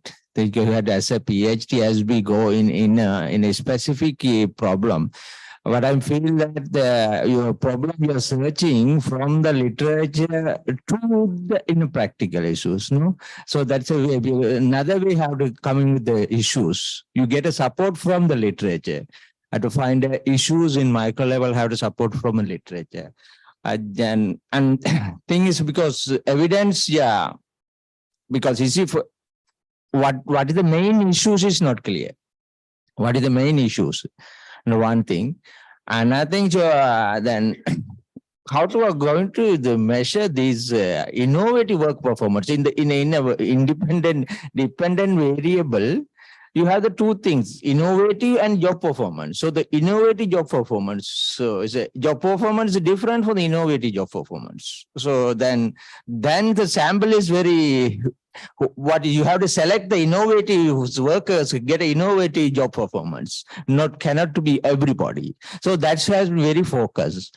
And another thing is theory, yeah, because there are too many theories, we will create too many problem also within the theory conflict and things. So what I'm suggesting is just interesting topic, but taking macro level is very difficult. Let's go for the PhD and you have to focus on a specific problem, issues, and then come with the out. That is, thank you. Right, I think that's it. Thank you very much for your presentation. And we move on to the next presentation. The next presenter is Mr. Dilan Suryamudulage, and his topic is knowledge activation role of managers and effect of digital technologies for knowledge transformation during digital transformation of organizations in Sri Lanka, the absorptive capacity view.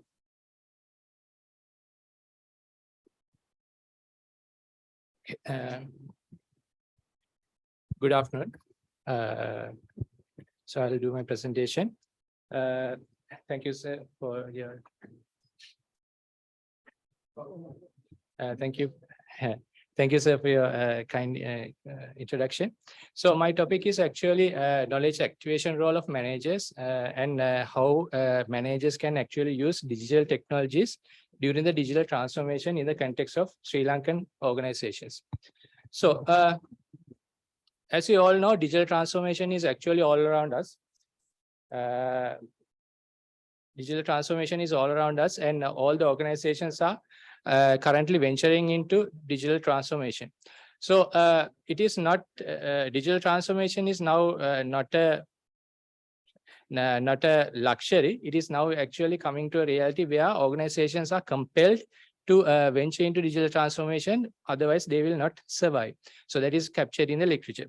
So the question, what we saw is that they are actually investing a lot of money to the organization for digital transformation, and they are actually investing a lot of money for digital technologies. But the question is that organizations are, although they are venturing it, they are not completing it. Many organizations are actually kind of in the stuck in the middle stage. So my area is actually trying to understand why organizations, particularly the big and established organizations, why they are actually, although they are investing so much, they are actually in a laggard stage. For example, let's say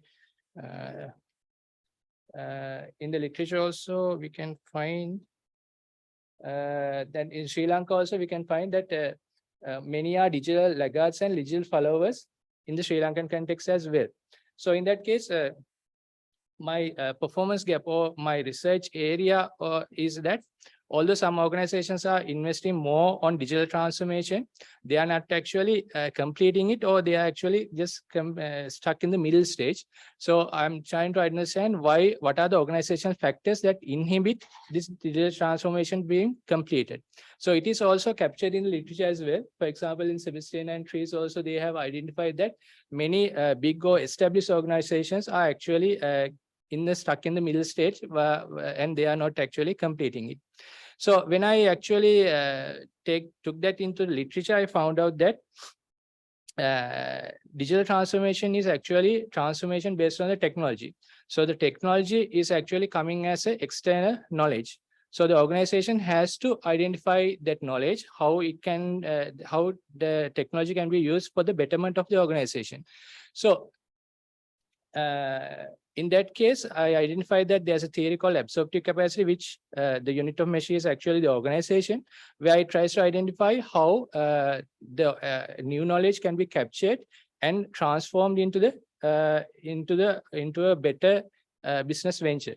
So although that theory is actually capturing that value, that means capturing the external knowledge, how to internalize it and how to make profit out of it, it actually does not cater into how it is actually done from the managerial perspective. For example, let's say that theory is actually capturing that knowledge transformation is actually happening through social interactions. That means based on knowledge, knowledge as a practice perspective. But it does not mean that managers are there. Managers have a key role to play, but the manager's role is actually not captured in this absorptive capacity view. So in that case, my theoretical gap, I identified that how management action impact obtaining realized absorptive capacity. So that is also actually captured in literature as well. They are actually talking about that management is not managerial action are not captured how in the absorptive capacity. The other thing that I wanted to identify is that digital transformation is coming with technology. That means digital technologies. How managers can actually use those digital technologies for better digital transformation. So that is also not captured in the literature as well. So these are my research questions. How middle-level managers, I'm talking about middle-level managers effectively execute organization digital transformation. How digital technologies can affect that digital transformation. And also from Sri Lankan context, there are many digital transformation strategies that are there. So how Sri Lankan managers are actually adopting that. So what are the any differences are there when we compare ourselves with our European or other counterparts that they venture into digital transformation. So these are research objectives that I'll just skip it. In terms of literature review, digital transformation is actually happening in organizational level, middle level, and the employee level as well. So absorptive capacity, as I mentioned, is actually trying to identify how new knowledge can be captured and made use for the organization. So in absorptive capacity, they are actually having two kind of sub concepts. One is called potential absorption capacity, which actually tries to identify how to capture new knowledge, how to assimilate the new knowledge. So it is kind of a target of the organization. Then from realized perspective, realized absorption capacity is trying to identify how that new knowledge can be transformed and exploited. Okay, so there is some kind of relationship between potential absorptive capacity and realized absorptive capacity. If realized absorptive capacity is full, then it is actually equivalent to the potential absorptive capacity. In practice, it is not happening. But the thing is that from going from potential absorptive capacity, which is actually the plan, to the realized or the reality, how managers are actually contributing for that transformation is not captured in the theory. So that is why I'm mentioning that the processes and capabilities of the knowledge transformation is not captured, and it is also mentioned in literature. And also how to balance those knowledge potential absorptive capacity and realized absorptive capacity is also not mentioned in the literature. So that is coming from the first research question. Then when I came back, when I took it for the knowledge perspective, I identified that knowledge is actually in the knowledge management literature, they are talking about manager's role. So in that case, we identified that knowledge, there's a concept called knowledge activation role of managers, where they actually provide the vision and actually they actually do the execution as well. So that is captured in the knowledge creation theory of Nonaka.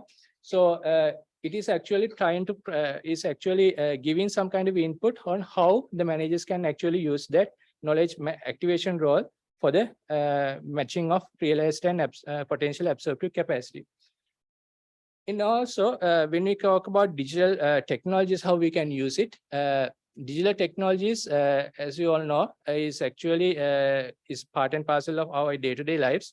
Now, for example, if you take the knowledge as a practice perspective, people tend to communicate what they are doing, and they actually transfer knowledge on how to do things. So in the knowledge transformation, digital transformation also, they can actually communicate with each other and transfer their knowledge. But the thing is, then from employees' perspective, then social capital is actually important in that role.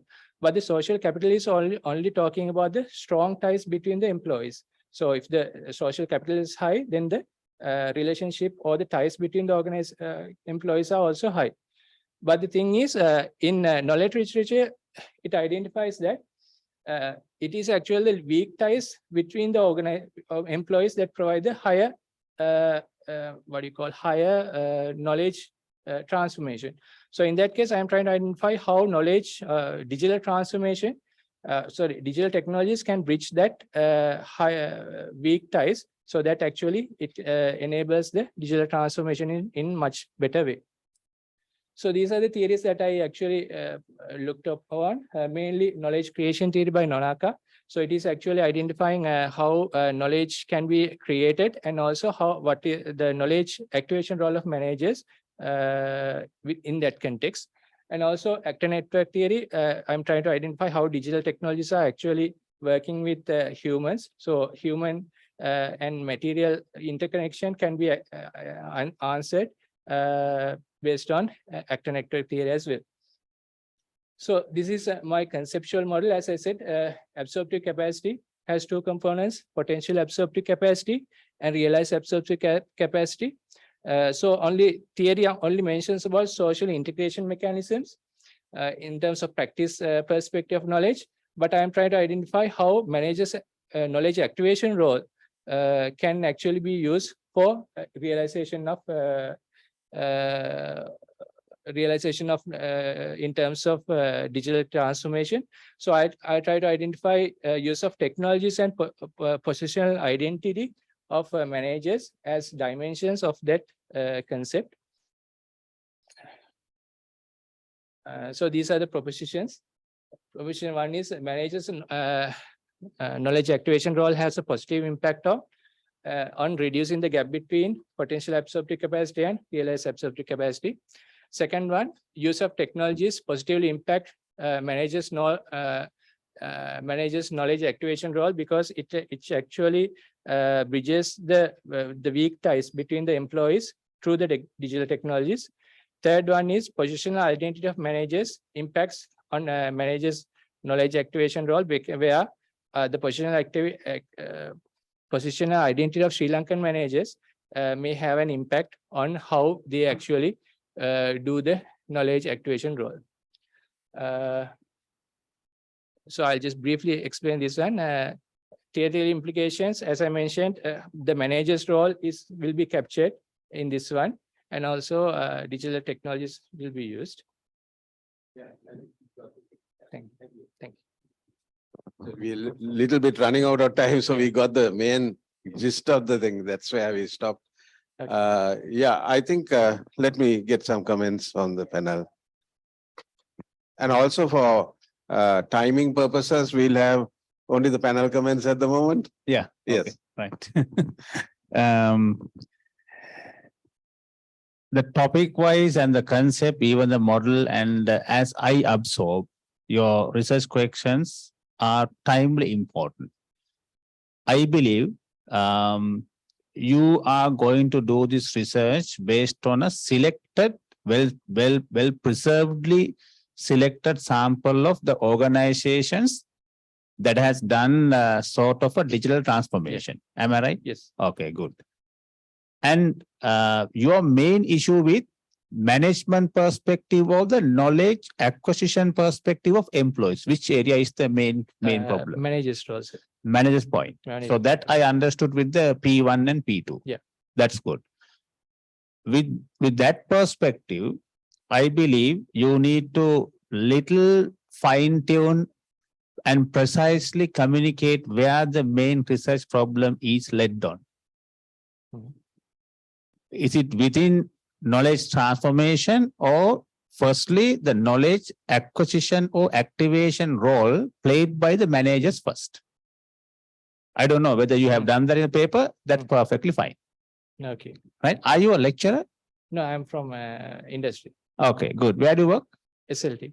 Ah, right. Even you can take the SLT itself as a case study. Yeah, yeah. Right? So that is done, then means I think I'm then clear with your research problem. So and once again, going back to your conceptual framework, your research framework, I saw there were 3 variables you have connected with dotted line. Are those moderators? Moderators.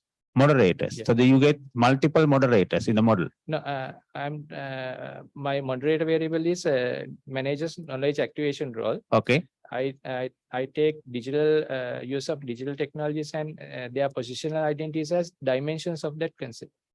Dimensions. Yeah. So then you are going to run kind of SCM model for that? I am structural equation model? I'm not. Yeah. Then think we can have another chat with the supervisor and see whether you are going to develop the model on the first order, second order, then again. Otherwise, having like 3 moderators in a same model run is, I would say, there would be a very complex scenario again. Okay. So these are the later things you can discuss about, but especially you need to come out with a very contextual validation about selecting couple of organizations in Sri Lanka, those who have done the digital transformation, where the problem exists. So then we understand, yes, you are going to address this particular practice gap. So that needs to be properly communicated. With the time being, I'm done with this. Thank you. Thank you. Yes, interesting topic. I thought you need to link your research problem, your research questions, and your hypothesis. There shouldn't be propositions, but hypothesis. Hypothesis, there needs to be a link. As I saw, because in the abstract, I didn't see the hypothesis and the research questions, but from your presentation, your research problem was quite, so I couldn't see the link properly from your research problem to your research questions, to your hypothesis and to your theory. Your theory was very clearly seen in your hypothesis, but not in the research questions. So if you can bring in the concepts of the theory to your research questions as well, that would be really good. And then there would be, the link can be clearly seen. Otherwise, then your research question stands somewhere, and then suddenly for me, the theory was brought in and then the hypothesis was developed. So you need to bring that link. And this theory of absorption capacity, is it a positivistic theory or okay?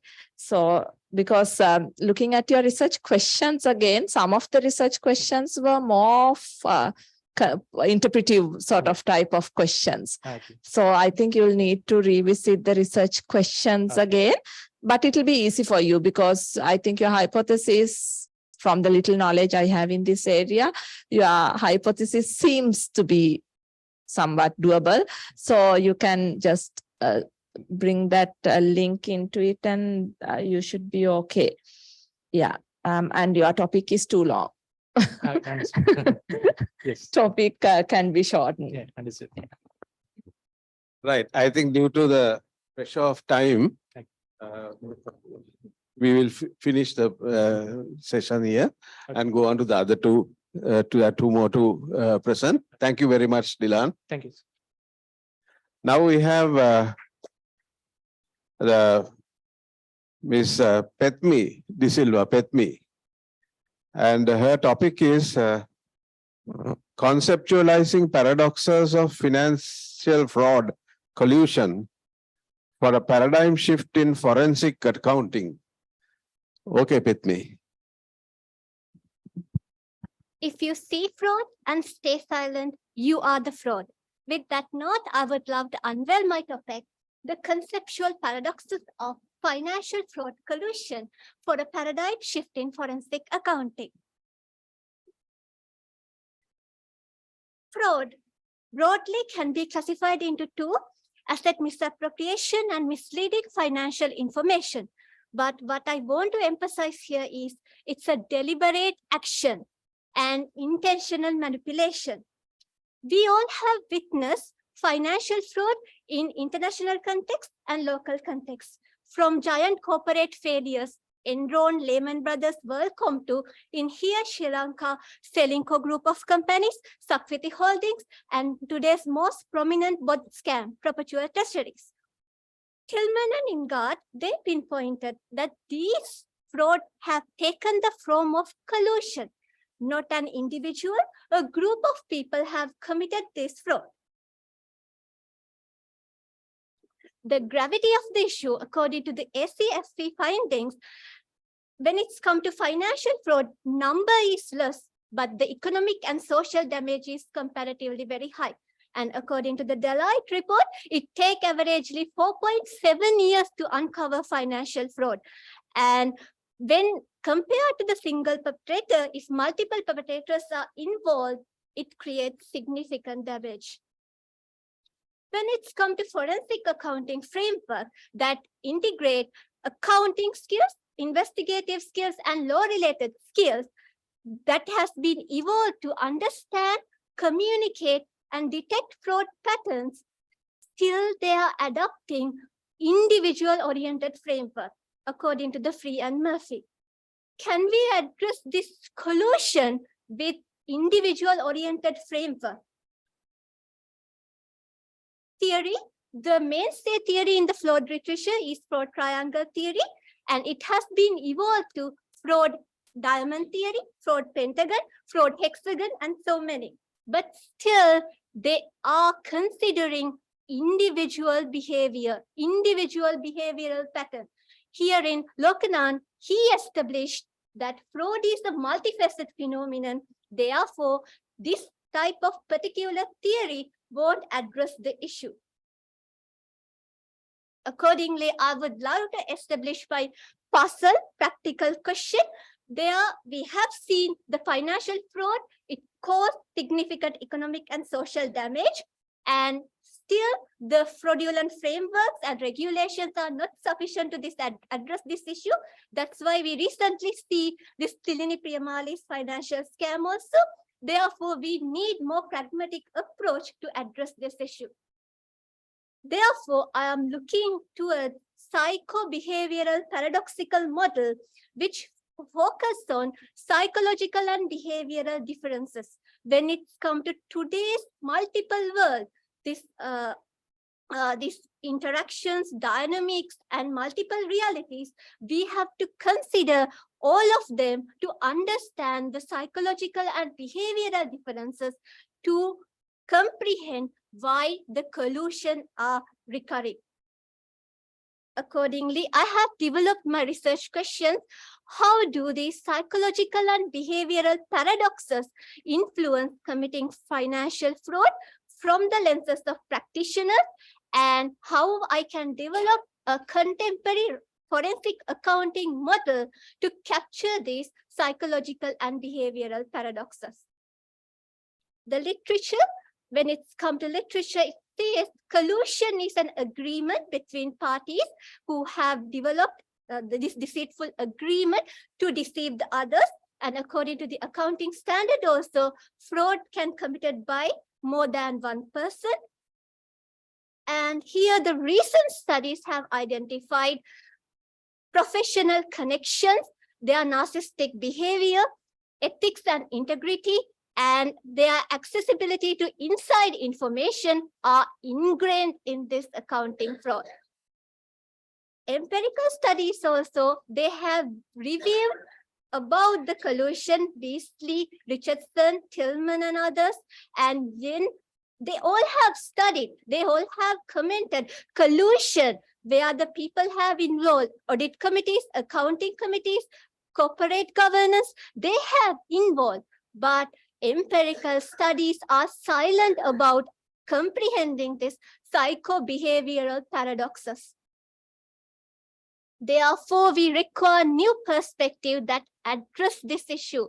When it's come to the existing scholars, they have commented we have to intermingle psycho-behavioral aspect to the fraud literature.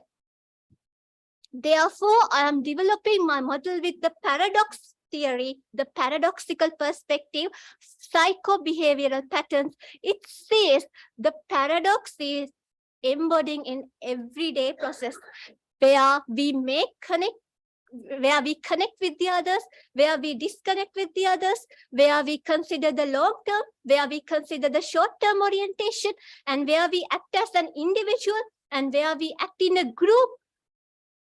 Paradox matters.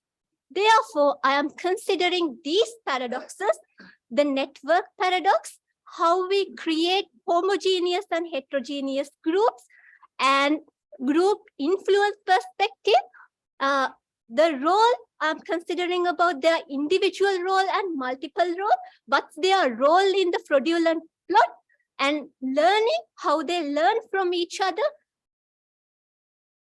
Group influence, how they influence each other using the power, and how they transmit the knowledge, and how they tolerate the dynamics of the others, how they accept each other. It means what are the norms and adherence in the group framework, and finally how they share the rewards. It includes the financial monetary and non-monetary rewards, including group identity.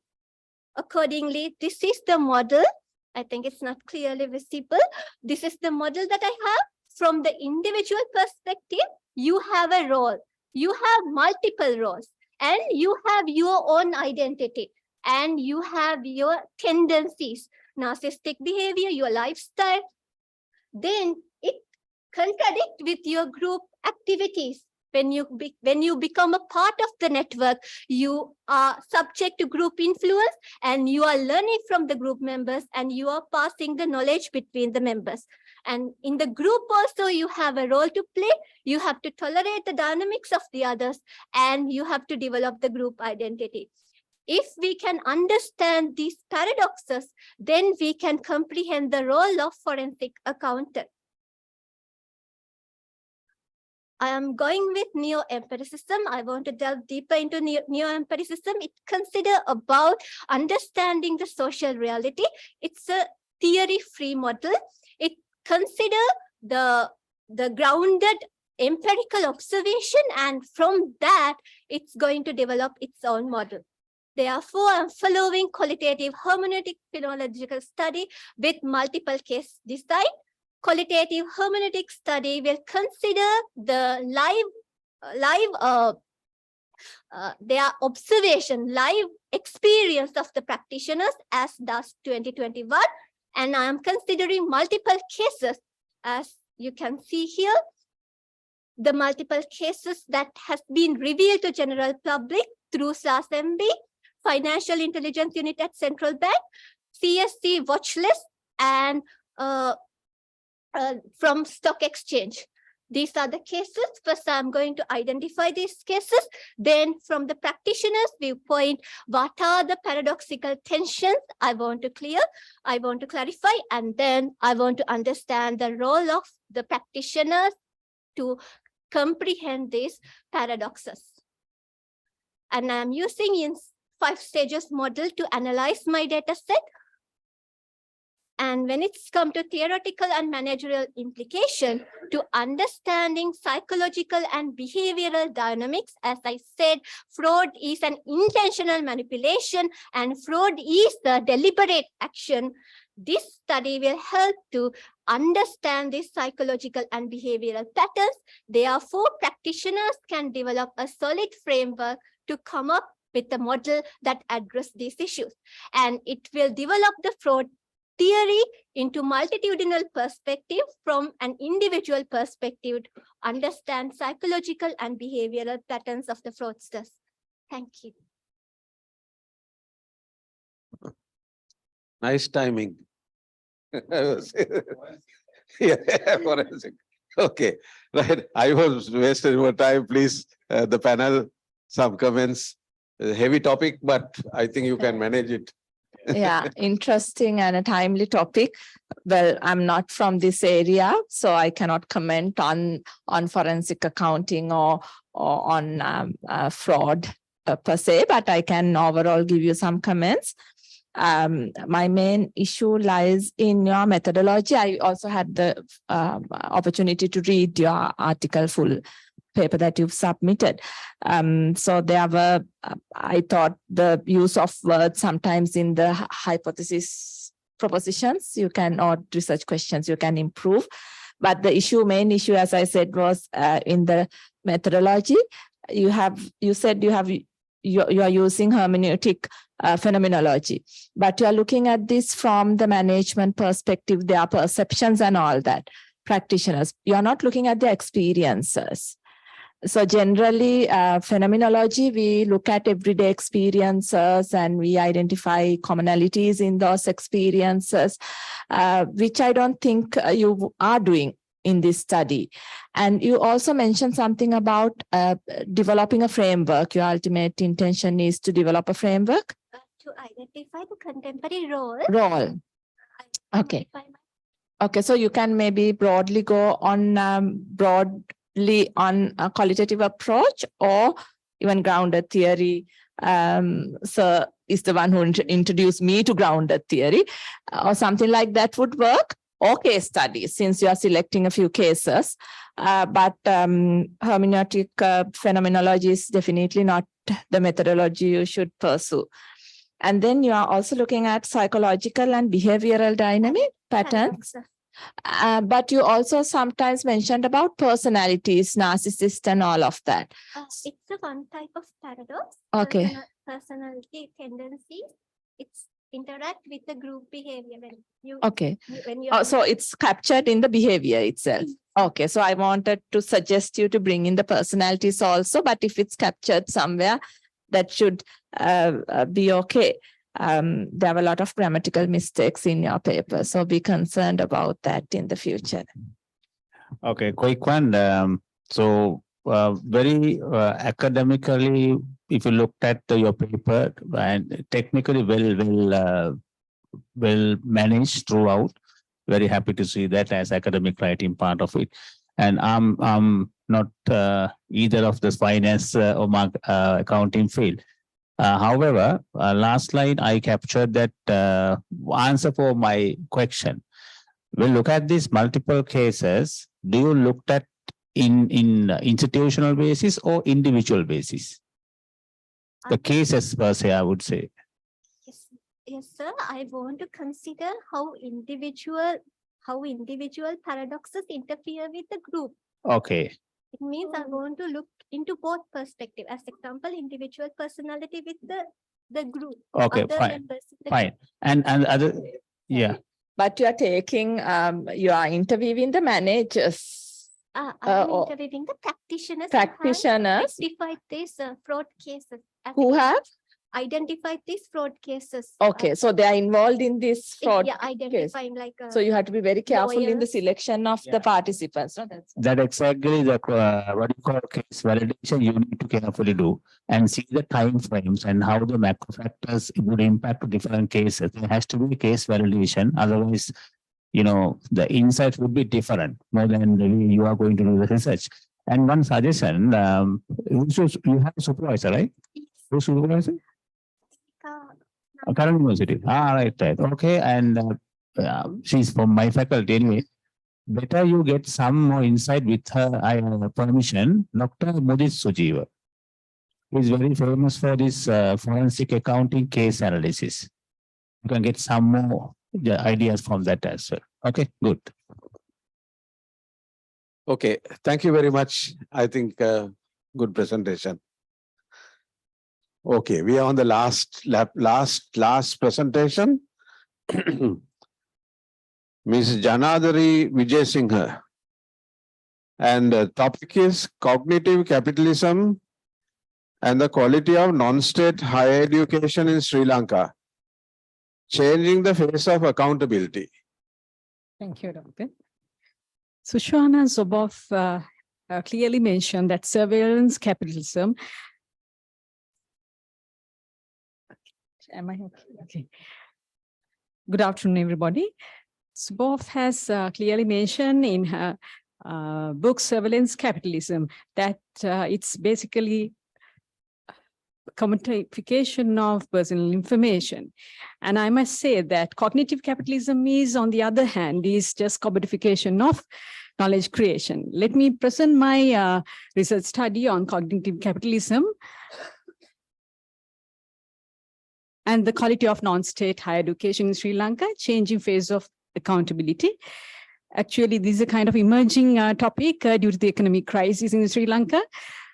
So let me come up with this background. The emergence of non-state education was imperative to the survival of the economy and in context of socio-economic context, actually. Since 1977, as it is led to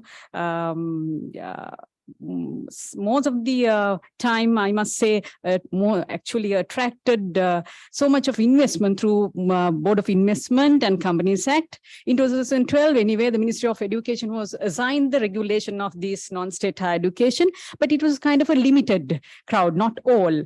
Just 28 non-state institutes are listed and under the regulation of non-state division. But this does not imply that the entire non-state institutes are under the regulatory mechanism. On the other hand, some people are of the view that how is the influx endanger the legacy of Sri Lankan higher education system? And some have the opinion that widening education inequality in the country argues that higher education cannot be left to the free market in the particular countries of the South. So amidst this background, actually, it is reported that in the report of the core group on higher education of Sri Lanka 2020, that this mechanism, actually, the non-state regulated mechanism does not have a proper legislative background and the monitoring system. And this research study actually explore how will the unethical practices within the contractual relationship influence the agent's theory, and how will such practices have an adverse impact on the quality of the unregulated non-state higher education in an era of cognitive capitalism. So basically, the performance gap was established basically at the premium stage. We went through kind of 120 non-state higher education institutes based on the memorandum of understanding we have studied. And then, of course, based on the literature, we have established the performance gap, and the it stands like the unregulated non-state higher education sector in Sri Lanka found to be below expectation of quality.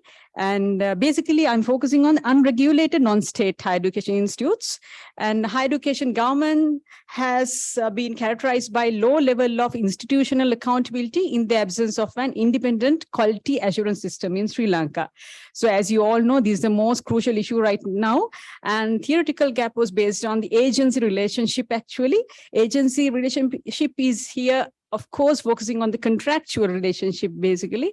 So the agency theory does not explain how organizations resort to the exploit critical values of higher education by violation of the contractual relationship and misleading the service recipient through unethical practices.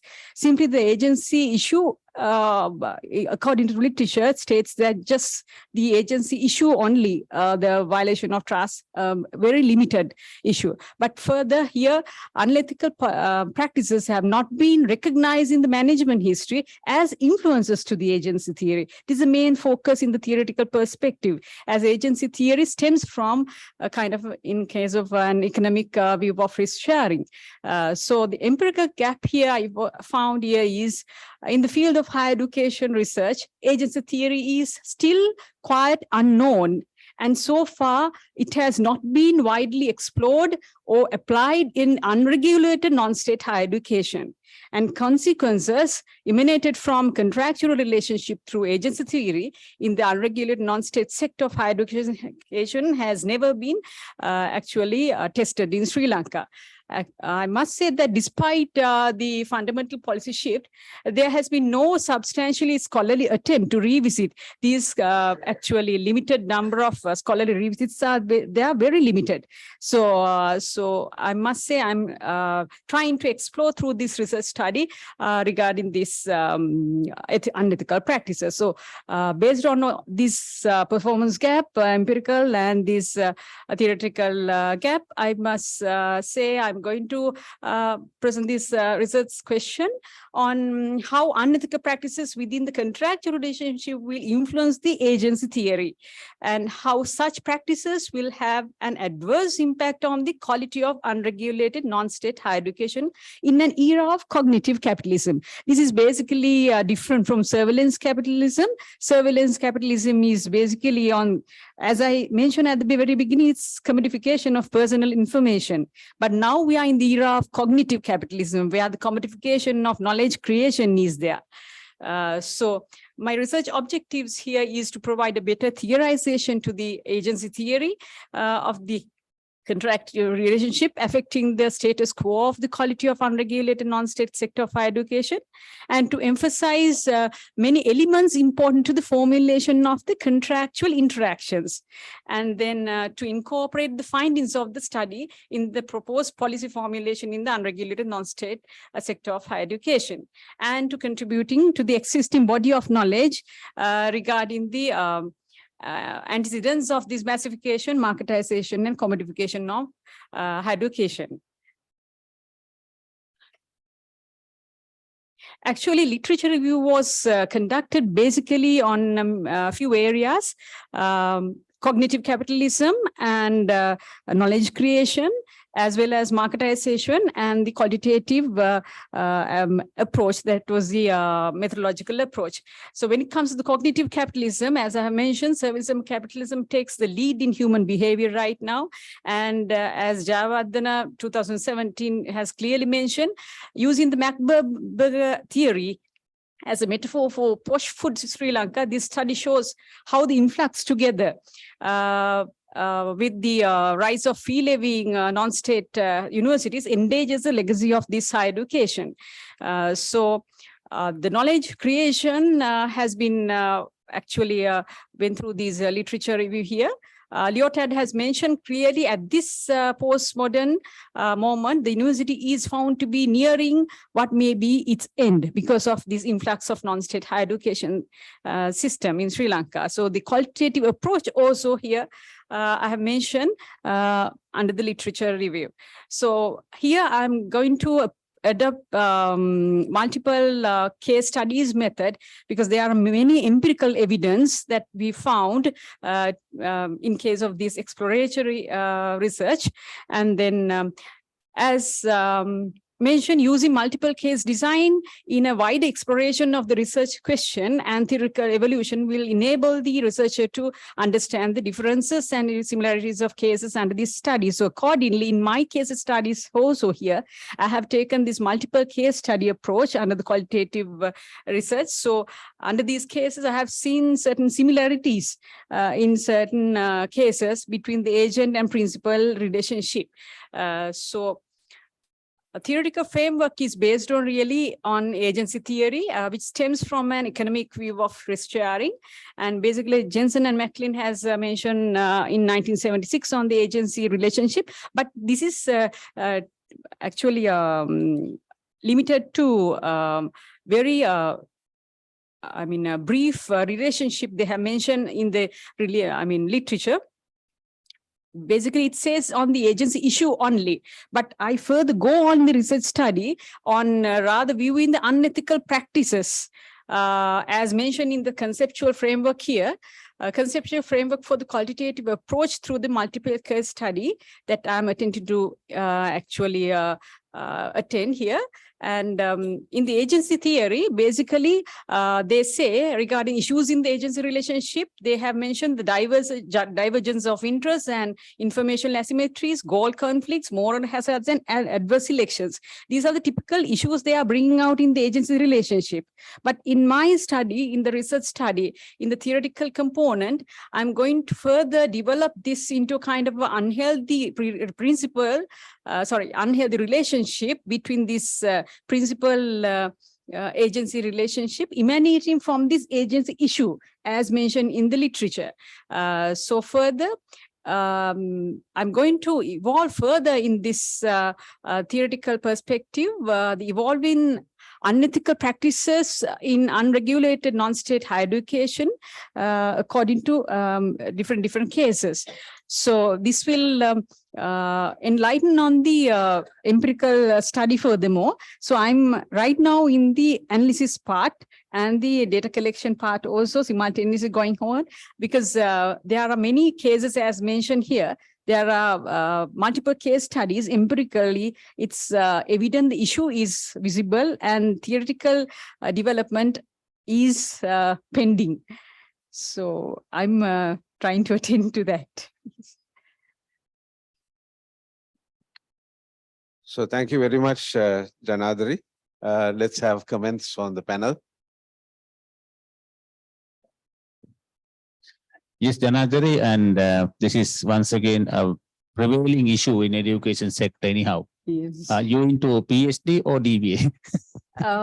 I prefer the theoretical development because I have seen that the agency theory has not developed and contractual relationship has not gone to the unethical practices. Okay, right. I'm not an agent of DB or PhD.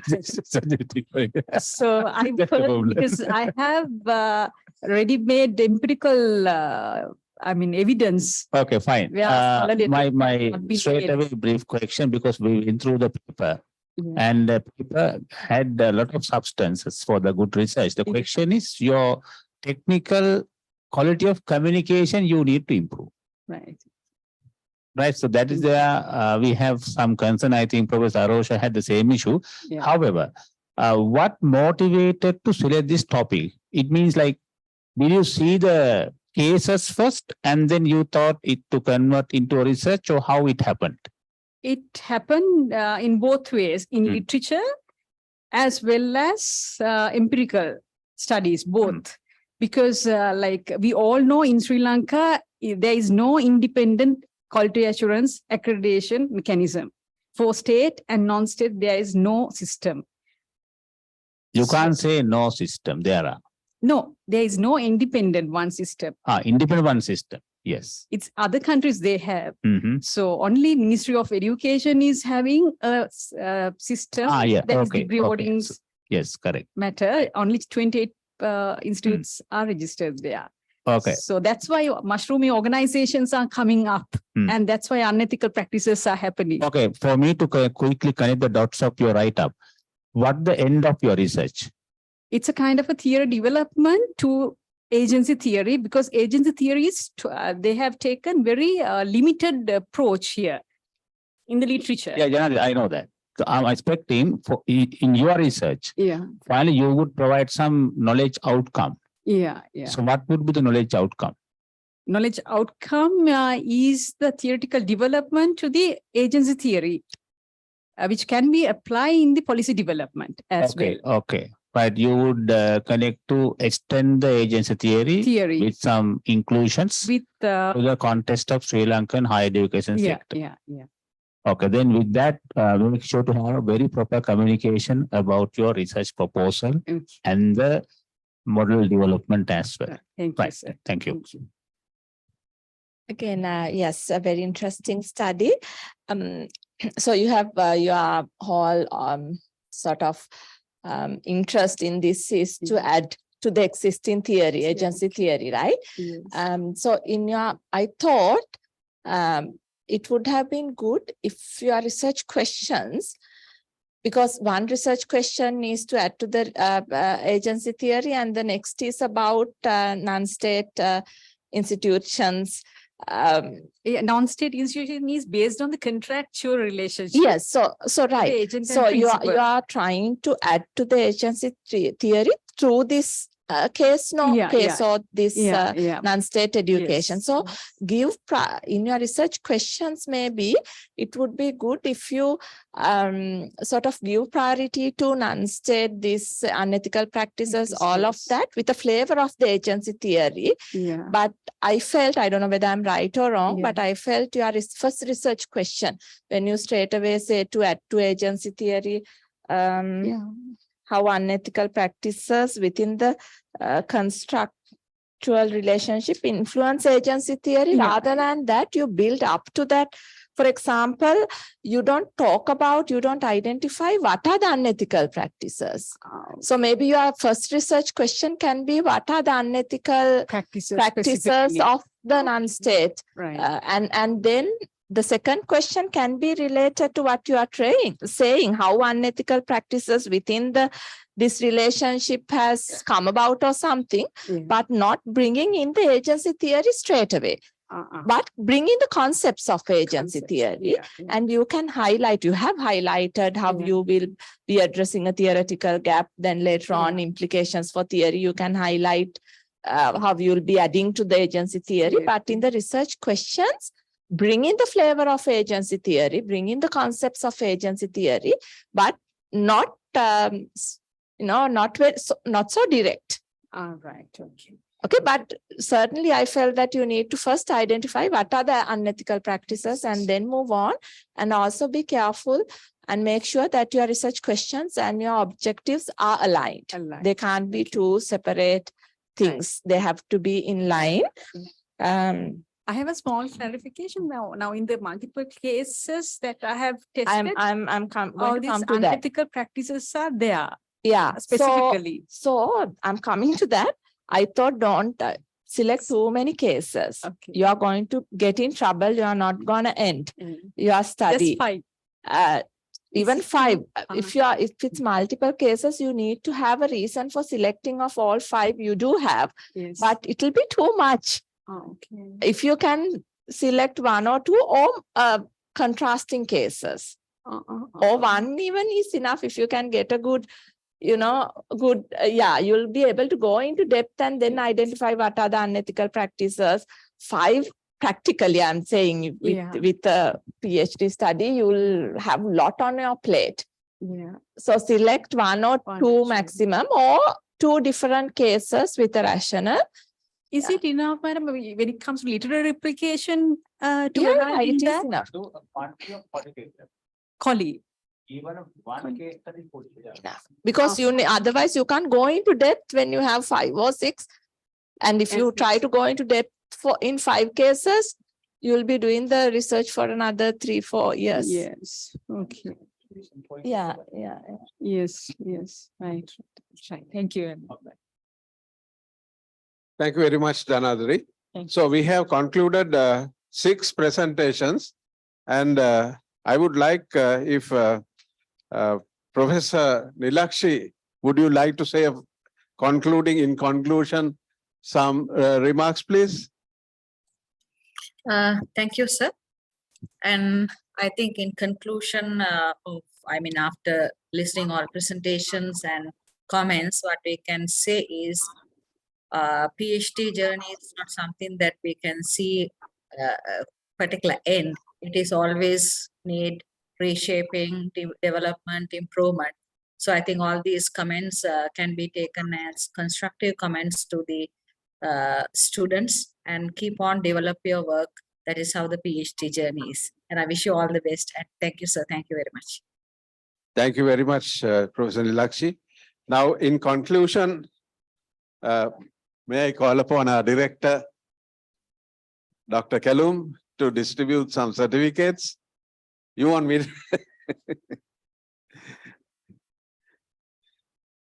Right. Only 4. Yeah, I'll call the names. May I have Ms. Krishanti Dahanayaka, please?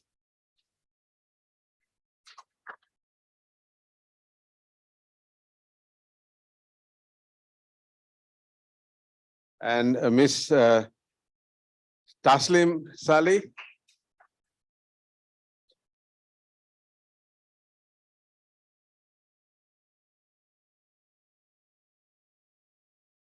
Mr. Dilan Suryamudulage.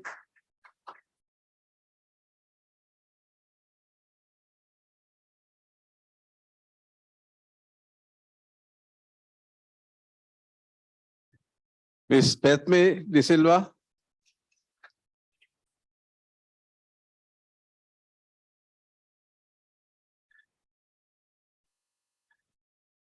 And finally, Mrs. Janadri Jaisingh.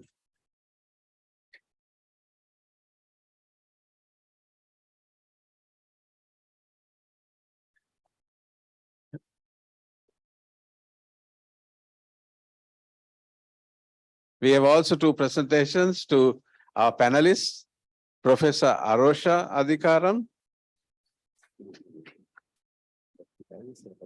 Sorry? Oh, photograph, yeah?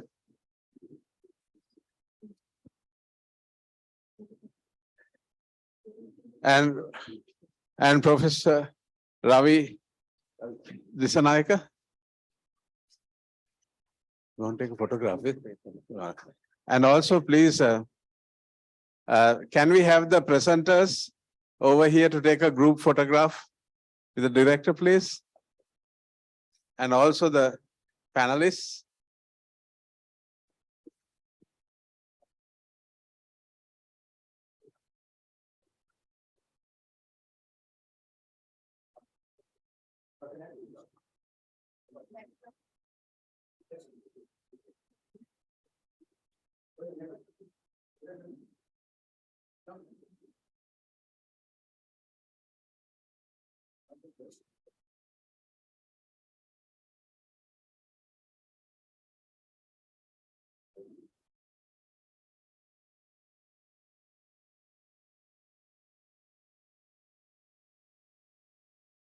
you very much.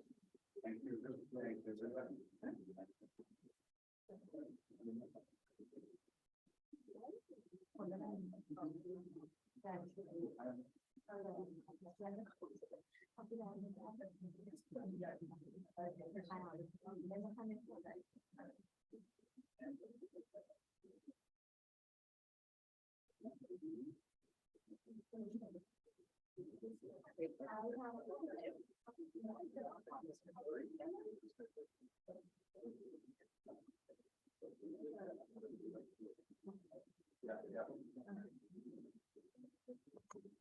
So our session is concluded. Thank you very much to everyone.